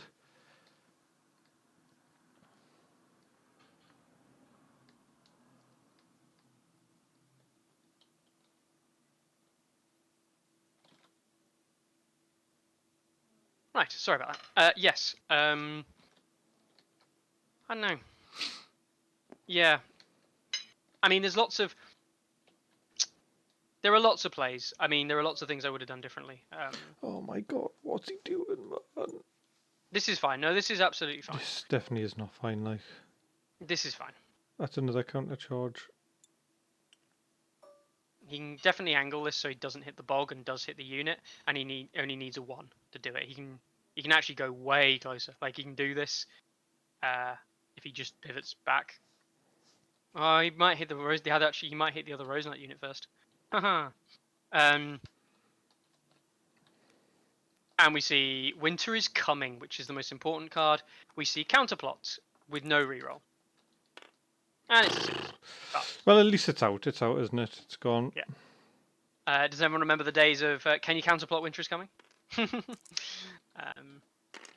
Yeah, that's. This is the thing. Like, if you don't play anything, if you don't do anything, and your opponent doesn't use resources, eventually you're going to have to encounter those resources. He's trying to pull George off the centre point, isn't he? Yeah. And more importantly, if he pulls George off the centre point here, it frees up Mira to come in and actually flank the Rose Knights. And now, the reason this is an absolutely fine play, in my opinion, is because he could have done this several turns ago. So did he use Winter's really viable. Did he use Northern Ferocity there? Because he just pulled it out on the table and then took it back. I don't think he did. I like that play. So For sundering? It gives just sundering, right? It doesn't give vicious. yes, 100, but I mean that's still a fairly substantial hit to something that's got good armor. Yep. It's vicious if he's got horses, right? Yep. I saw he had the opportunity to take horses there as well. I just don't know why he didn't. Okay.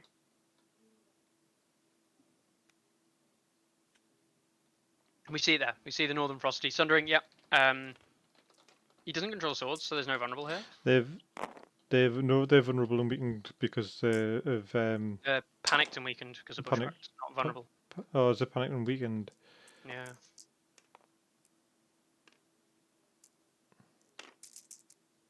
Nope. I have no idea what Larks is doing. I don't know. No, 6. So he got. I think he hit with all of them. I think. Right. And now he's re-rolling them all for Oh. a weakened token. So That is 5 hits. 5 hits. Like all these things, he's saying to re-roll it. It's still a hit. So 5 hits minus 2, so 7 on 5s. Bushwhack is part of their attack ability, but no defensive counter was played. Yep, so 3 dead. Panic fail. But there's a panic token. I told you, panic fail. Like, it doesn't matter what this is at all. It won't matter as it's a panic fail. So, it's a flank just charge. a 3, do you think? Just a 3? Nah, you see, like he's hinging too much on the panic tests. But the thing is, right now, Daryl, like the game is hinged. Like you simply lose the game. Yeah. If your opponent doesn't fail panic tests. Yeah. That is a Song of Ice and Fire right now. So one turn extra puts Howland down on horses, charges next time he's got Sundering and Vicious. You know what I mean? And we see Stag's Resilience onto the Rose Knights. Yeah. So they're back, and they're never going to go now. That's so he's now sticking. He's got this unit here, which is going to do absolutely nothing. He can charge Shaggy Dog in, and now he's just going to give another VP away when they inevitably counter attack.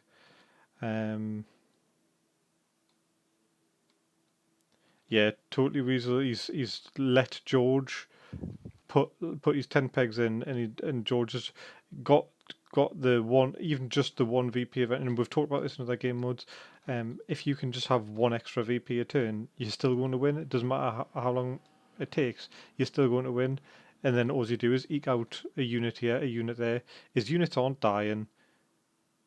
He's not giving up any VPs that way. He's got ways of getting them back to full health or as close to as possible. It's just this is rough. Yeah, Carlo, that's the best word for it. Rough. He chooses not to attack with the Rose Knights, interestingly.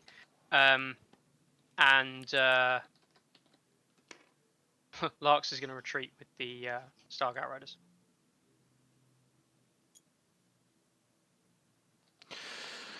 Yeah,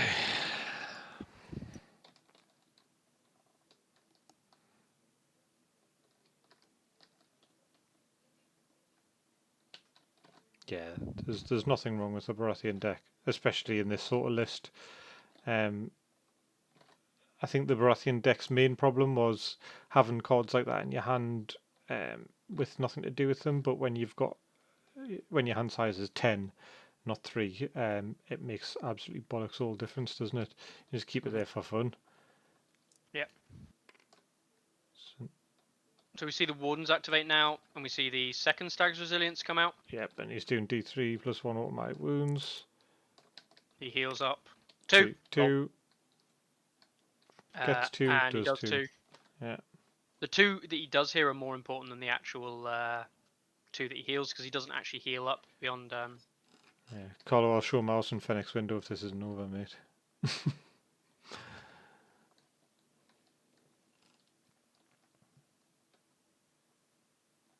The thing is, this isn't over because it's a dice game, right? It's a dice game.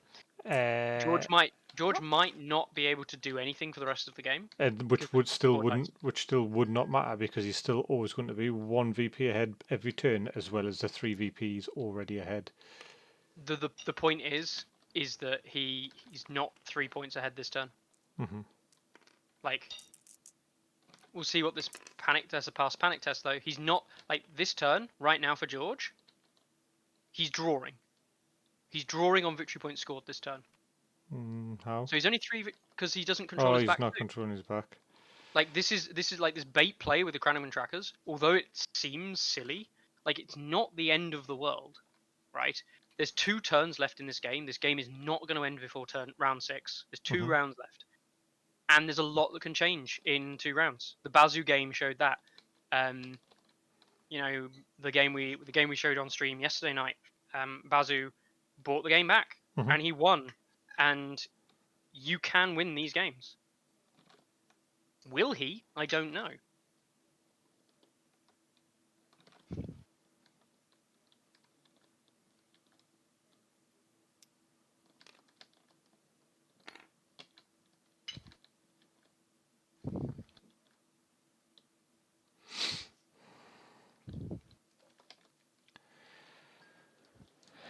So, to win, what has Larks got to do? Larks goes first next turn, right? Larks has to, absolutely has to, deal with the Champions of the Stag. Release some of these units he's got tied up in this ridiculous protracted melee. He has to make a play with the Stark Outriders. Ultimately, George has to start failing panic tests. You know. So we've seen 1 counter plot. We've seen 2 surprise strategy. We haven't seen any defensive counters yet, have we? No defensive counters as of yet, no. Seen 2 Stagger's Resilience, 1 counter charge. Both of the Stag Resilience, 1 counter charge. No, ours is the Fury. Ariakis is here. Hello, sir. Thank you very much for representing Northern Realms Gaming on Guerrilla Miniature Games video. Love to see it. And also, actually, that t-shirt looks fucking cool in that colour. I've never actually seen it, but it like other than the mock-up of it, I've never seen it like printed, and it looks really, really cool. So Larks is trying to make a cute play there where the champions have to hit the stakes. Like, this is not like if this is the best you can do is a cute play where the champions might hit the stakes. You're gonna lose. Like you're gonna lose because the champions don't even have to do anything. They can just literally pass and do nothing. Like if the end of that result is that the champions pass and do nothing, and Larks passes and does nothing with the Tully Sworn Shields, Brand's unit, and Rickon's unit, then George will win. It's as simple as that. You know, they have to deal with these cavalry.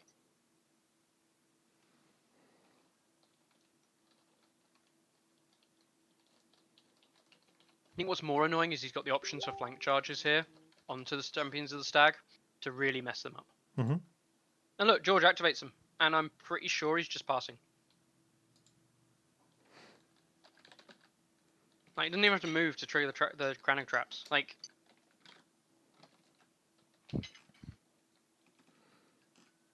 so he's just like wasted an activation with the just activate them. Champions of the Stag. What? You know? And this is the point.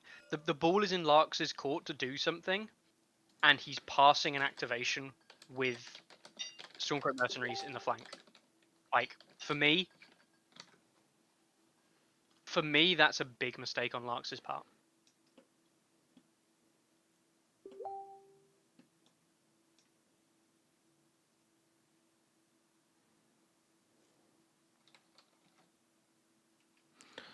Clarence is saying, I don't, he's never count stocks out.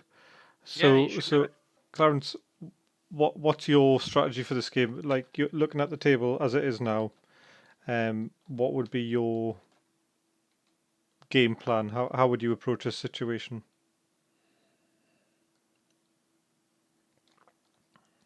No, not for George. Oh, sorry.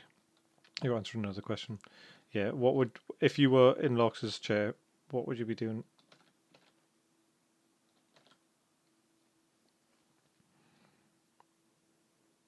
I know I'd do a little bit of crying probably. Mhm. Ah, right. Is he going to charge? Is he actually just going to charge this unit of champions in stack? Yeah, he's doing it. He's doing it. Right. Yeah, I like this play. I like this play for 2 reasons. It pushes you up the board. You're in a position now where you can actually do something. Like your output's not that scary with the longsword. But the point is that you want to. It's like I was saying before the game. You want to proc as many panic tests as you can. And right now he's not doing that. Mhm. Not effectively anyway. So yeah, 7 hits, right? George will probably fail if he's passing on 1 or 3s 2, with a yeah. flank. He's probably going to fail 2 of these, right? Statistically, he should probably fail 2.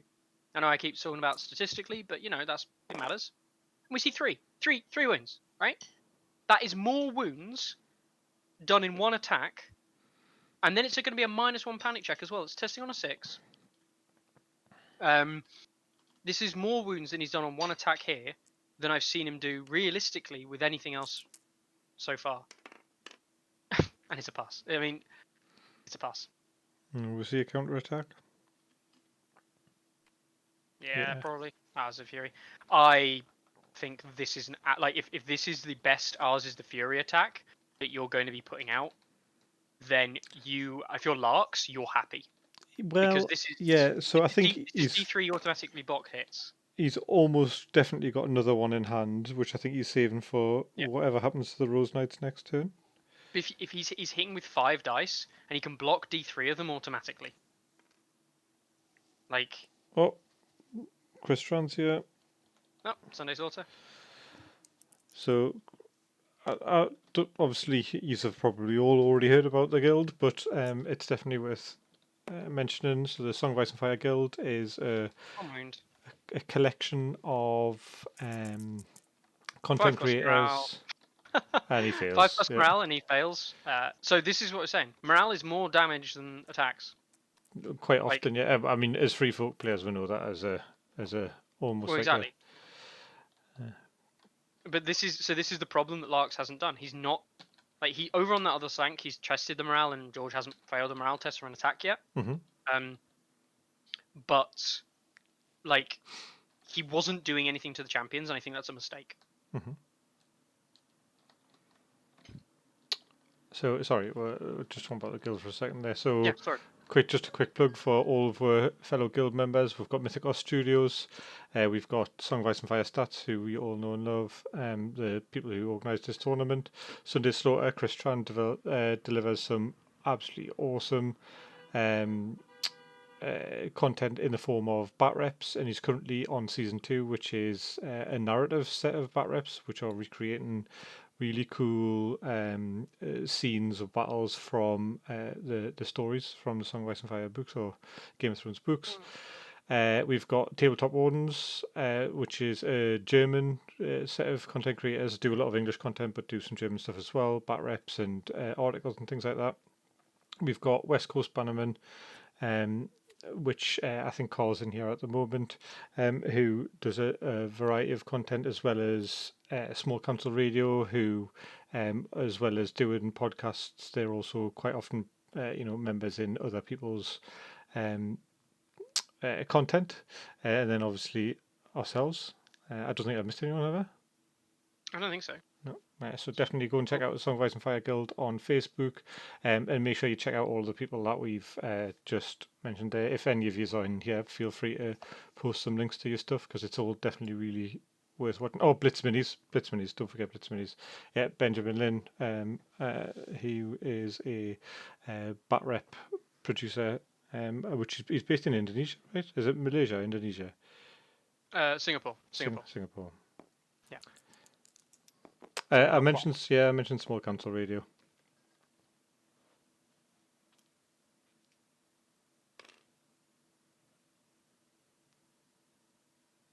Yeah, Arias, totally agree with you.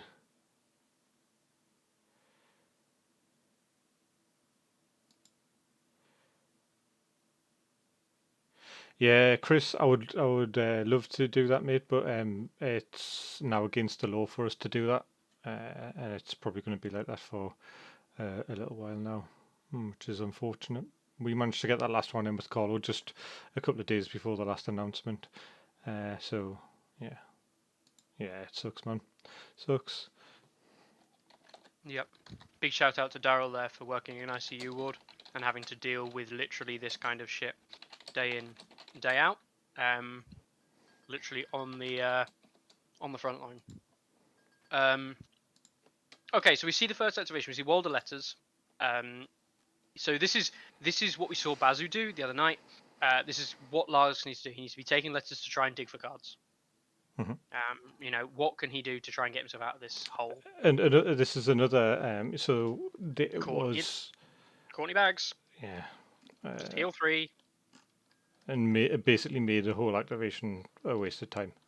In fact, actually, if anything, it made his activation worse for him than it was. It made Larks' activation worse for Larks than it was for George, because he managed to take 4 wounds from a panic test.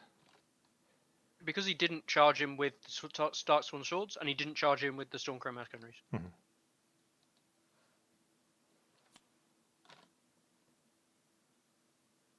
Now say you love Jon Snow.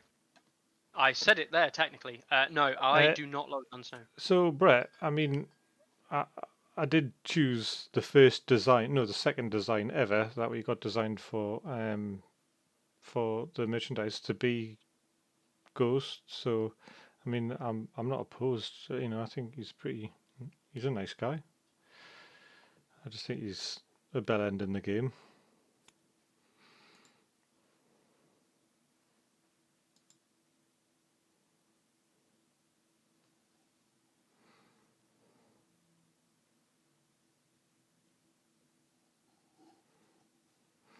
But Chris is right. Like, I can't wait to start doing some more IRL battle reps. But I tell you one thing that will happen. I'm going to be really frustrated by people's movement because they can't pivot exactly on the spot anymore. And Scott's notorious for that. Really, really bad for his movement. He ekes out an extra 3 inches on every single move. Yeah. Just like thumbing in a softie. I don't even want to hear that again. All right. Is that another just... Yeah. That was another Howland panic test on something I don't really care at this point. It's not very effective. It's hard. It's hard to Panic's not the way to kill the Baratheons. You need it. Again, I point out you need it to kill Baratheons, which is why. But you can't rely on it. You can if you do it enough. Like statistically, if you make them roll. I mean, no, seriously. If you make them roll 30 panic tests across a game, they're gonna fail probably. How many has he failed so far? 1, and it was at the start of the game. Yeah, he's failed 1 so far. Yeah, Chris. Looking into so the plan sort of next year is I have a bar in my back garden because one of my hobbies is making beer. I like to make craft beer. So actually, shout out to your beer; it's pretty good. Yeah, I've got a bar in the back garden, but we're going to turn it into like a much bigger space. So it's sort of 2 birds with 1 stone, more space to entertain, but it's also going to sort of be a pseudo studio as well. So all the tabletop gaming stuff will be done in there, and it means that I can just put overhead rails in if I want. If I want to have a camera directly above. So I was actually going to maybe try and speak to you a little bit about how you sort of do angles and things, but yeah, currently I just use this like a DSLR on a C stand.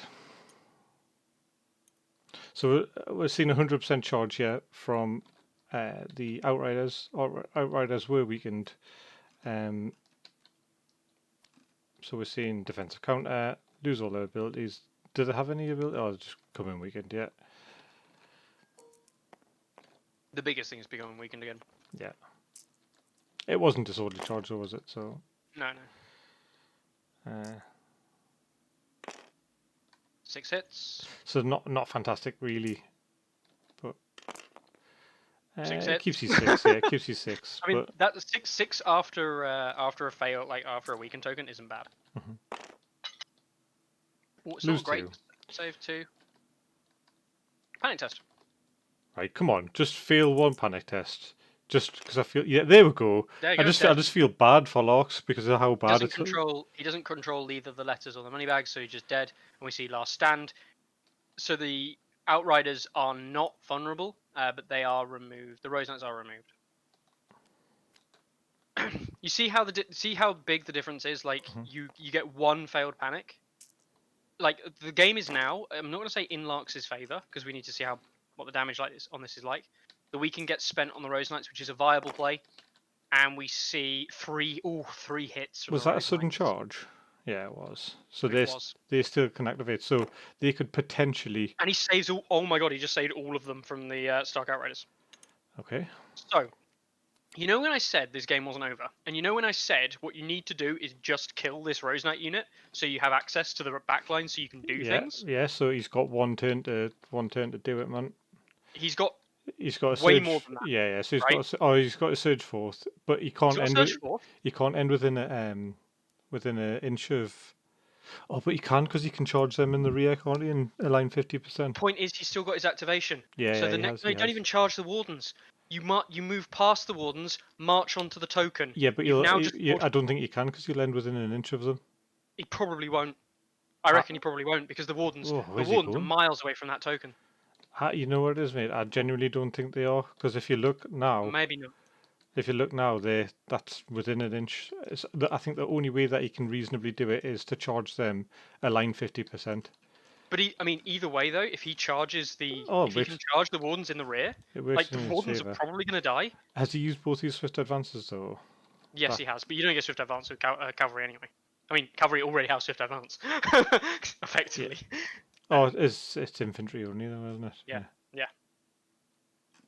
So this is absolutely brilliant for Larks. This is what Larks needed to do. And now imagine, to all those people in chat, imagine if this was 2 turns earlier. Yeah. Like, this is why, now, if you assume the dice rolls played out the same, the panic test would have been a past panic test earlier on. What's he doing? I don't understand what's going on here. Trying to position themselves to the Rose Knight charge is very difficult. Because the Rose Knight's coming off the center objective is a viable option now for George.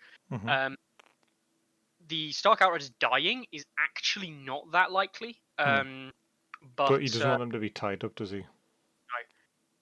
The point is here though is that George would relinquish the middle victory point. He would. And if he does relinquish that victory point, it's actually putting a lot of focus now onto George's Wardens killing these Cranningmen. I feel like if he just pivoted more, as in like perpendicular to the. Oh, sorry, like what's going on here?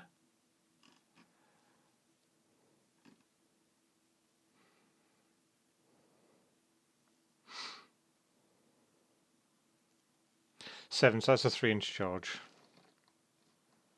Is it a 3? Yeah, it was 6.5, yeah. Okay.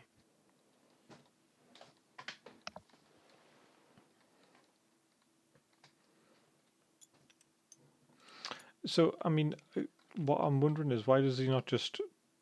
Oh, because he can't end within an inch. Yeah. So this isn't a bad play. I mean, this play he's making here means I think he has to try and kill the Wardens this turn. Do you think he'll do 50% shot, hold the line? Yeah, the Wardens are going to kill the... Yeah, this is the... Had they already activated, no? No, he's just activating them there with hold the line. Hold the line. 5 hits. This is probably a dead Cranningman. Always on time. Boo, boo, Bow, boo. bow, bow, bow. Oh, maybe not. All comes down to a panic. Panic test. Panic test is the most important thing, and he plays the die walls further for +1, +2, +3. And it takes D3 wounds. The Wardens take 3 wounds. So then we have to see the panic test at +3. So they're going to be, what are the 7 days? 4 plus, isn't it? 4 plus. I see counterplot come out. No reroll.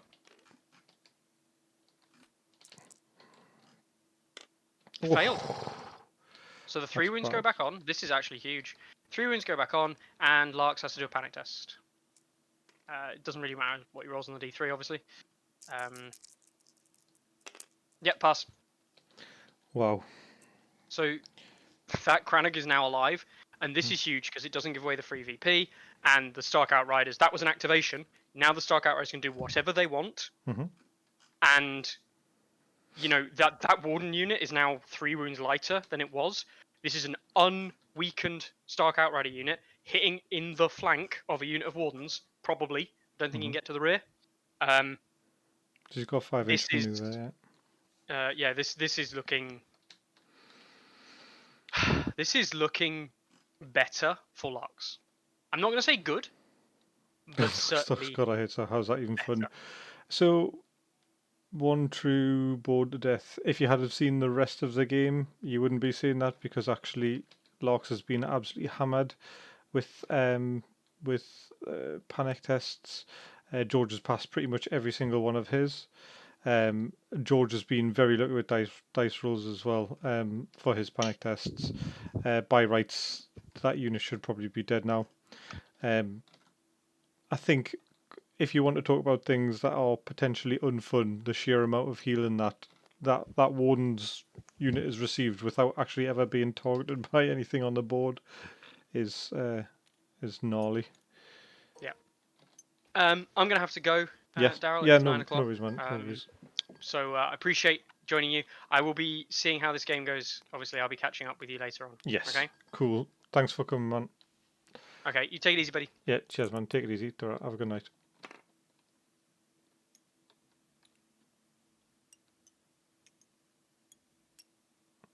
Yeah. So I mean, Chris, totally. Like, I do agree that was a big swing for him. But in actuality, I think it is. I think it's a balancing of the scales because I think early results for him were really bad. Um, I know you came a little bit later on, but early on, by rights, um, by rights, those wardens probably shouldn't still be alive. Oh wow! So that's four down already. They're panicked because of bushwhack. So he's got to do a -1 test twice basically. That's failed. Yeah. So they're a 6 base. So that's a failure. Last stand. He's going to eke out another point here.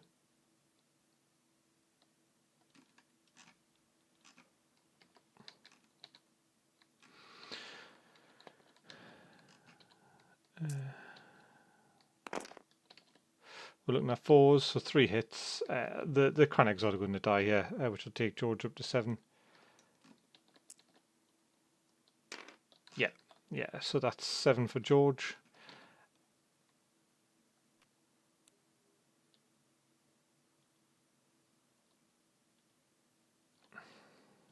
Yeah, man, totally. I understand, Bob. They're kind of the faction to beat, aren't they? It's between them and Free Folk. It is frustrating. They've got very efficient units. They have very. Oh yeah, has he got North Remembers? They've got very efficient units. They've got a very good deck, but I, I I don't think it's talked about enough at the minute. And Mickey did mention it before. So Courtney is one of the highest rated commanders on Song of Ice and Fire stats now, and I think Courtney, coupled with Eldon Estamont, is an absolute force to be reckoned with. And I think it does work really well against Starks. You've always got a handful of cards. I mean, it's George has managed to play like 8 cards in the last turn. That's insane. That's absolutely insane. And so he's basically had a card or 2 cards for every situation that he's needed them. Um, so yeah, it's coming down to some lucky things have happened for George. I agree. Um, sorry for Larks, and I think it has sort of tipped the scales back into potentially his favour a little bit. Um, but we're going to see the Rose Knights come off this objective, and I mean, I think it would be a mistake if he did because then you can always have a retreat from over here. But North, yeah, I think that's what we were wondering, Michael. But I don't know if he actually has North Remembers, which would, I mean, that would be the ideal situation, wouldn't it? But you know, he's got 2 cards in hand, and he's still got 9 cards left in his deck.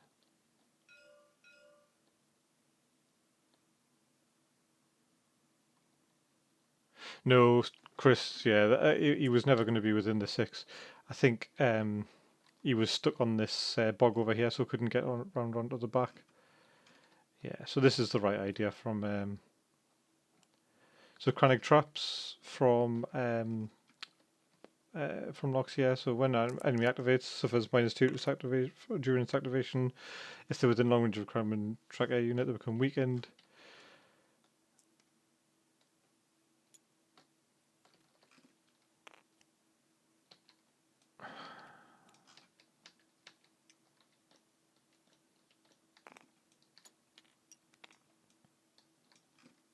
So George just posturing up a little bit there, potentially for another counter charge. I think he's still got 1 counter charge left. Yeah, so I mean, I know what you're saying, but I think you need to bear in mind that these 2 units have both been weakened. I think George has got a counter charge left.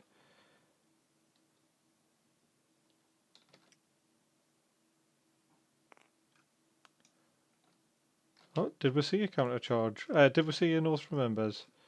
We must have.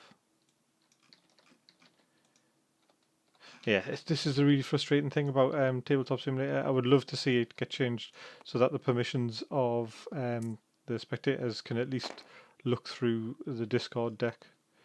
I don't know how programmable that is.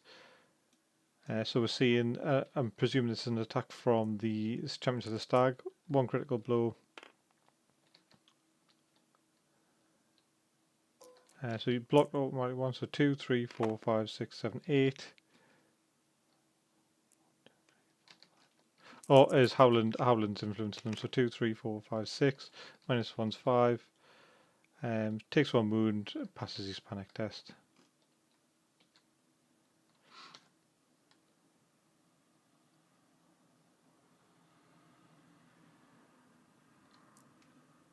Yeah, Mickey, I think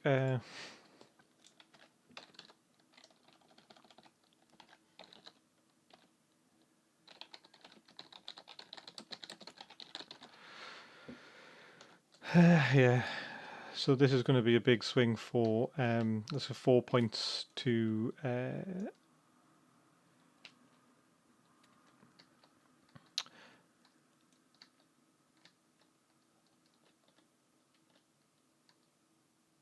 yeah. So this is George's turn to win or lose, isn't it?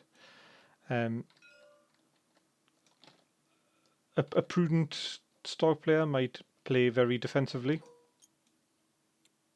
Is he retreating? I think that's a bad idea.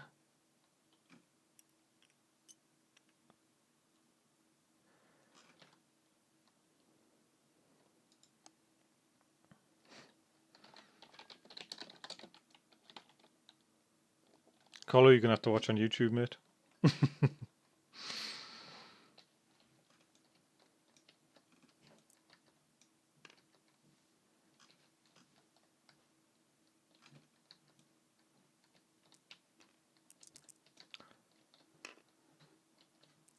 Two.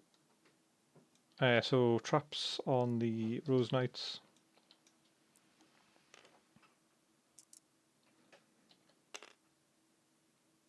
Yep.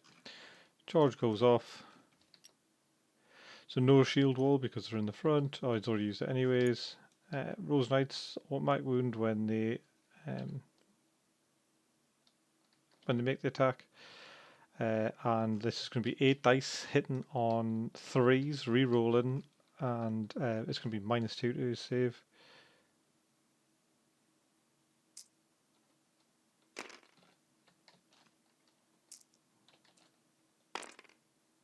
Yeah, that's a big conversion. So, yeah, Ariaka's pretty well summed it up there. That the Wardens failing to kill those Chronics was pretty gnarly as well. I mean, they died anyway, so...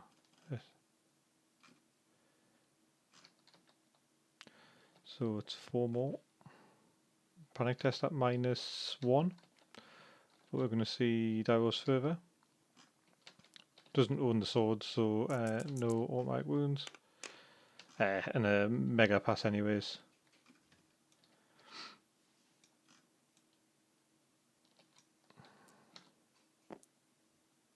Yeah, no, Mickey. To be honest with you, there's only turn left. But you've got to look after the lady, haven't you? You can't just ignore her. So, are we going to see some heals, do you think? Maybe to try and keep Mira alive? No.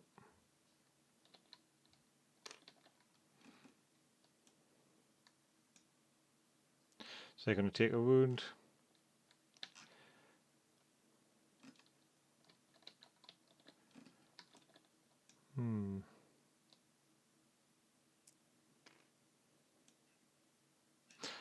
Is that pivotable? Can you pivot onto that?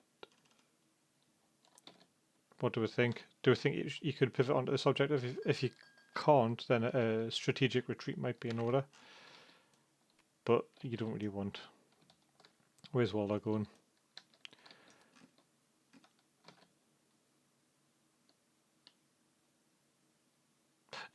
Yeah.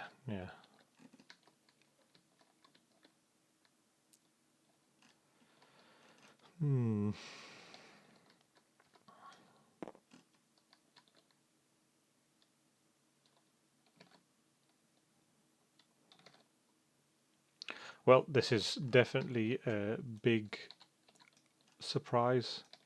I'm a bit gutted for George actually because he's really put some effort into these last games. And for someone that's so new to the competitive scene, that's pretty cool. The only way he's got back is to kill 2 units. He's about to kill 1, essentially. But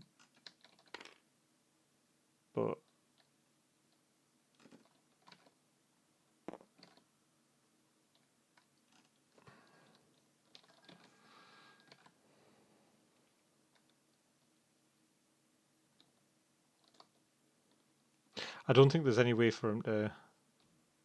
Yeah, sorry. Yeah, you're right. He would still.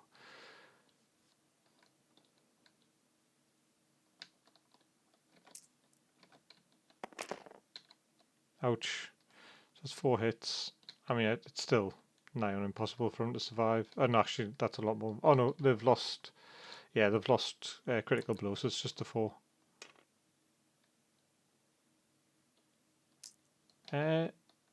He doesn't have critical blow. Why is he rolling so many?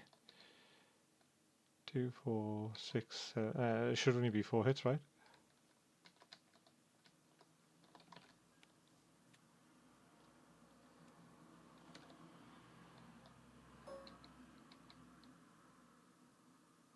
Yeah, there's no way for George to cover that. But Walder, so he should have only rolled 4 dice there for a save, which could potentially have saved him. However, I think, yeah, that doesn't really put.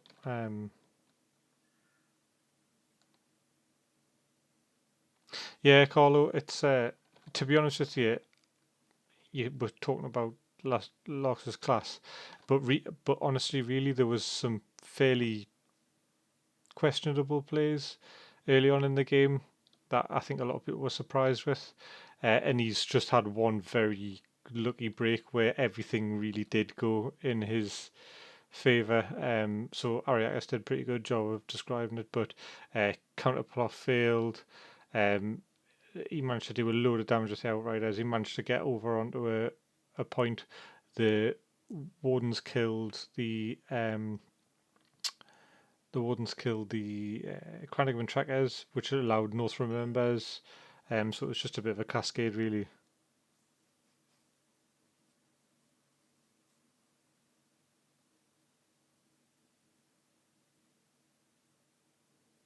No, Weasel, I think you're right. I think George was very consistent. I think he was very, very consistent throughout the game. Is that us done? I'll just double check.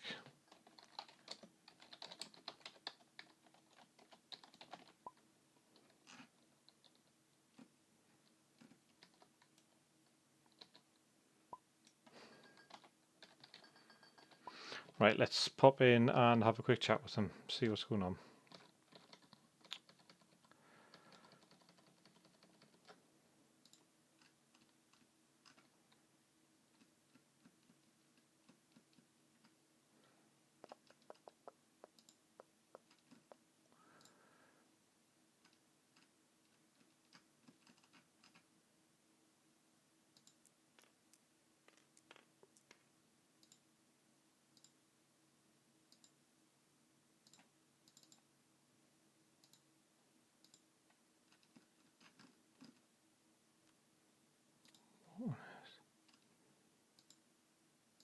Hello.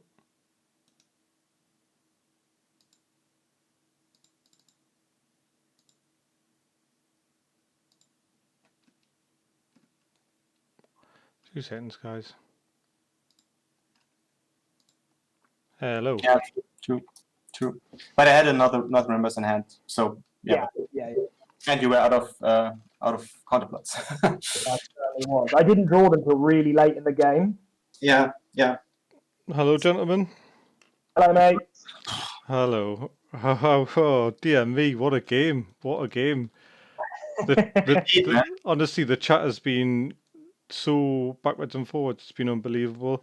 Let's start with George. George, how do you feel about that? Honestly, let's just start with that. I'm absolutely good because I genuinely felt you played really consistently this game. I think you were very. I think obviously there's a few things that have happened that ended up really not going in your favour, but I think your decision making was really good.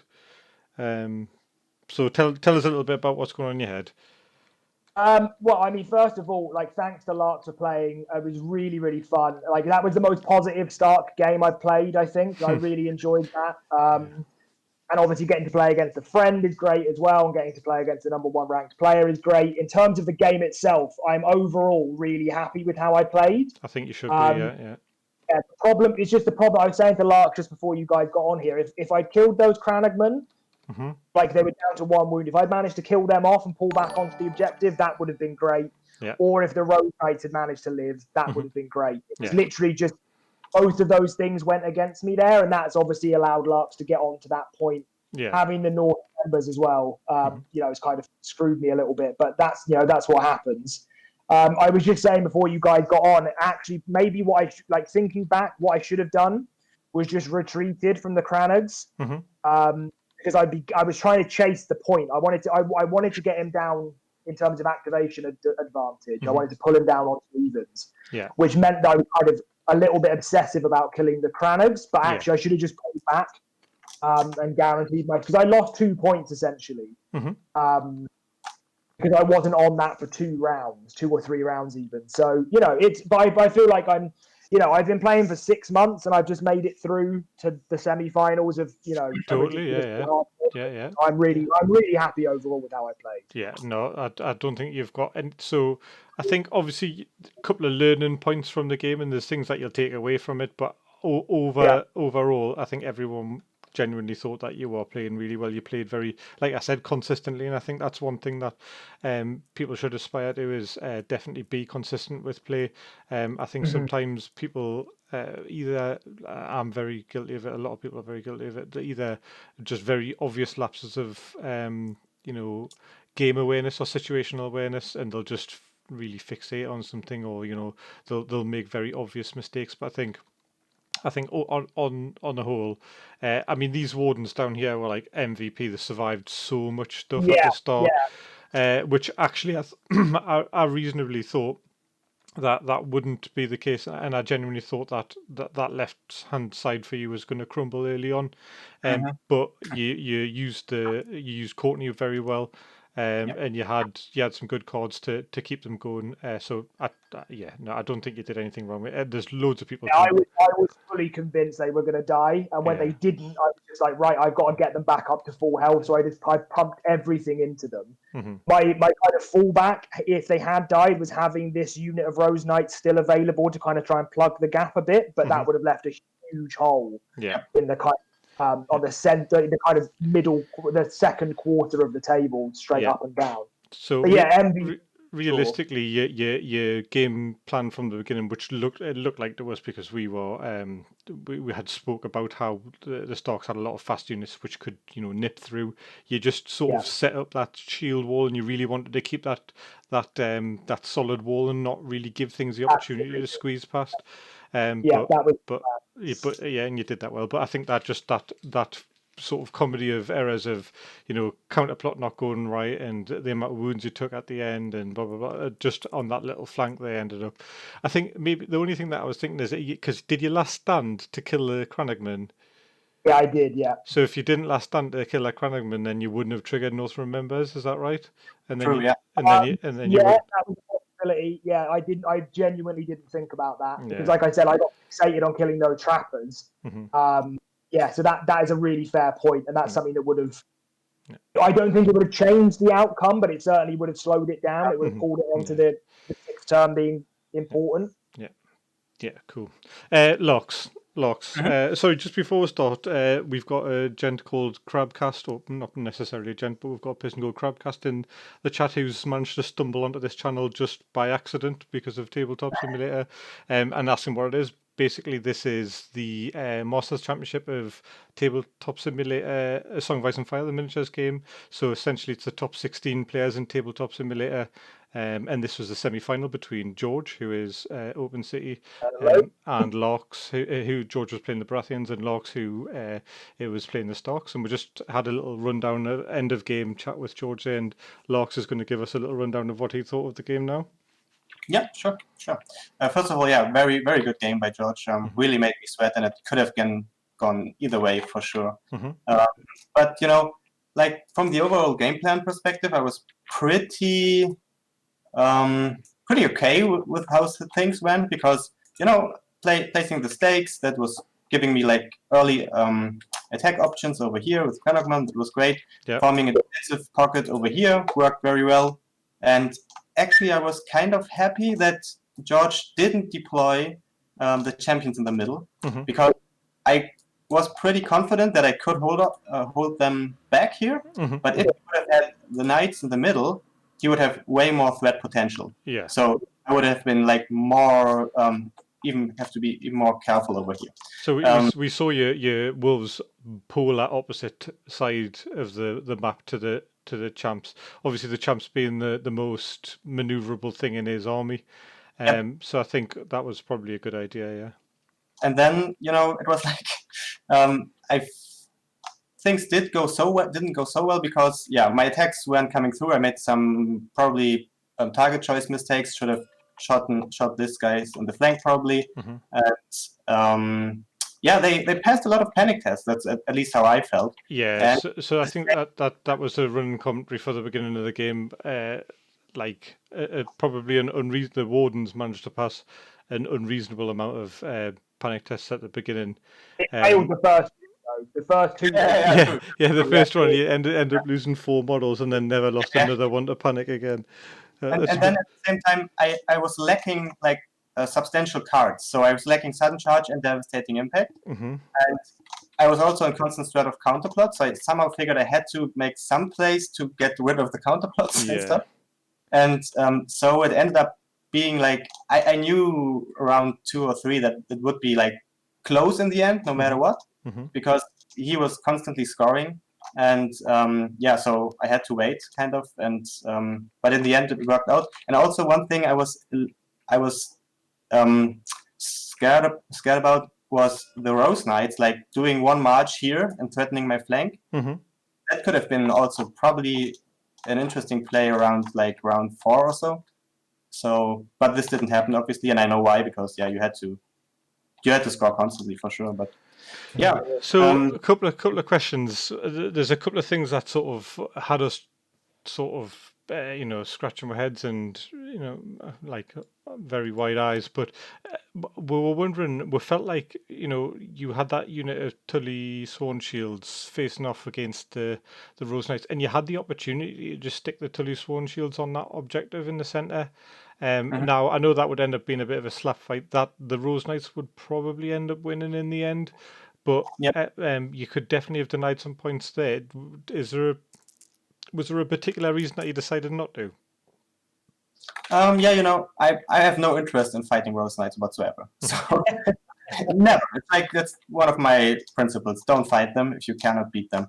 So, and at the same time, I wasn't sure how this, not very sure how this would turn out here. So in case they would have crumbled, I needed another unit, which would not have been this unit, to jump in. And so I was quite happy sitting here triggering traps and being an Quenocmin unit right in the center. So that would have been a fight I wouldn't have won. So you would, and it only needs like couple of good plays, having Stacks Resilience, lose me one panic test, and it can go down real quick.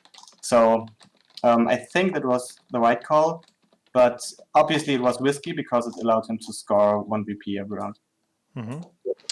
Another thing that we noticed earlier as well is that you so it was, I think, the second round, I think it was, before Courtney had managed to go down. Yeah, it might have been second round or the third round. Before Courtney had managed to go down, you decided to activate with the trappers and shoot instead of taking the swords and shoot, and then you ended up taking the swords and shooting again later on, offering a bit more healing, which was just another, everyone was sort of like, oh, I don't understand why, but it's very easy when you're not in the game to look at things like that, and I think this is one of the things that we were. I guess I know what you mean, but probably it was. I'm not sure actually, but could have been a mistake for sure, because I feel like a little bit sick, so I was maybe not 100% on point all the time, but I play the Swift Advance here, so that I can shoot twice. Yeah. And I did this twice. So you did both Swift Advances on those. I guess it was this, because then it's better than taking swords, because I can make 2 attacks and probably kill the unit here, or even kill them if I go into the flank and they lose like 1 or 2 panic tests. Yeah. So that was my reasoning, I guess, behind it.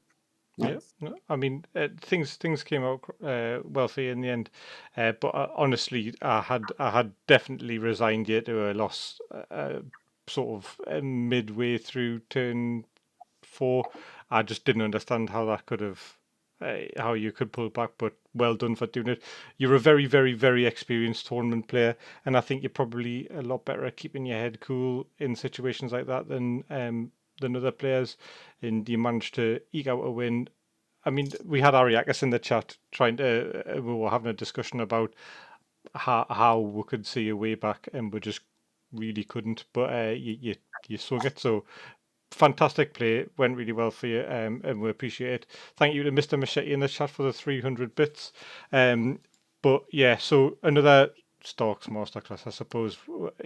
It just shows what your units can do, the sort of the averages of the game, what thing people are going to roll, and understanding your opponent does for you. But honestly, you both played fantastic game. Well done for getting as far as you did, George. I mean, we were speaking in the chat about how like you say, you've been playing for 6 months, relatively new to the tournament scene. Was your first tournament the first Builder League? No, the first one was the first NRG one. Right. But I'd been playing for like 2 weeks at that point, so I was kind of brand new. Yeah. And didn't do very well in that, and then went 2 and 3 in first Builder, and then obviously semi-finals in this. I'm just really happy to be here, man. Like I wasn't even expecting to be in it, let alone getting this far through. And I've had 3 great games against 3 great people. Yeah. You brought Baratheons to the semi-finals. We thought it was just going to be Starks and Free Folk, didn't we? So, yeah. Well done, man. Well done. And well done, Larks. So we'll see you for the final, Larks. Yeah, I mean, the other game is not scheduled yet, is it? No, Or was it? no, it's not scheduled yet. It's not scheduled yet. Yeah. So you'll find out your opponent once that's over and done with. But have you got any thoughts on who you would like it to be? I really like playing Free Frog, so because my good friend Psychopath is Free Frog player and arguably one of the best Free Frog players in the world. So I feel kind of confident with this matchup, and I always love these games. And Star Mirrors are also very high skill tactical games, but at the same time, I'm a bit afraid that Spleen has a good list there because his helmet looks like, I know it has some weaknesses, but Walder and Varys gives you early lead in the wolf activation kind of game. Yeah. So I would rather play Bazoo. So. Okay. Excellent. Right, well, lads, I'm gonna dive out. I'll let you finish your chat, but thank you very much, and we'll see you next time. Okay.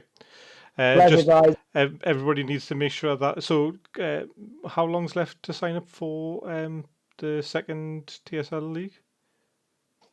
We've only got one space for one guaranteed space for one team left. Right. Okay. But we'll be on as well. So. Okay. So do you want to just so George runs a league for TTS Song of Ice and Fire, which is a team league. Teams of 4 players with different leagues where you play within your league, you play cross league matches. There's loads and loads of coverage about it. There's a fantasy league. It's really, really involved and really well run. So if they want to find out how to potentially grab that last space, where do they go? They'll need to come to our Discord channel. So if they kind of tag me or someone on the main Discord or something like that, we'll be able to sort them out. Yeah, nice one. Excellent. Well, thanks again, lads, and we'll see you next time, okay? See you in a bit. Yeah, see you in a bit. Thanks for having us. Okay, I think that's that for us, lads and lasses, and anything in between. We are going to hopefully stream the last match, which is not currently organised yet. But we will, as soon as it is organised, we'll definitely get that up and running. Just make sure that you give us a like on Facebook, so it's facebook.com/nrealms and youtube.com/northernrealms. And if you like the look of any of our merchandise, which you've seen modelled by lots of community content creators today, it is northernrealms.co.uk/store. Now, obviously, the bit goal was met for our competition for the community to decide the next sort of theme for merch. So I'll put a poll up on the Facebook, let people put some entries in. We've got some pretty cool ones already, and then we'll see what happens from there. So cool. Take it easy, guys. Stay safe, and we'll see you next time.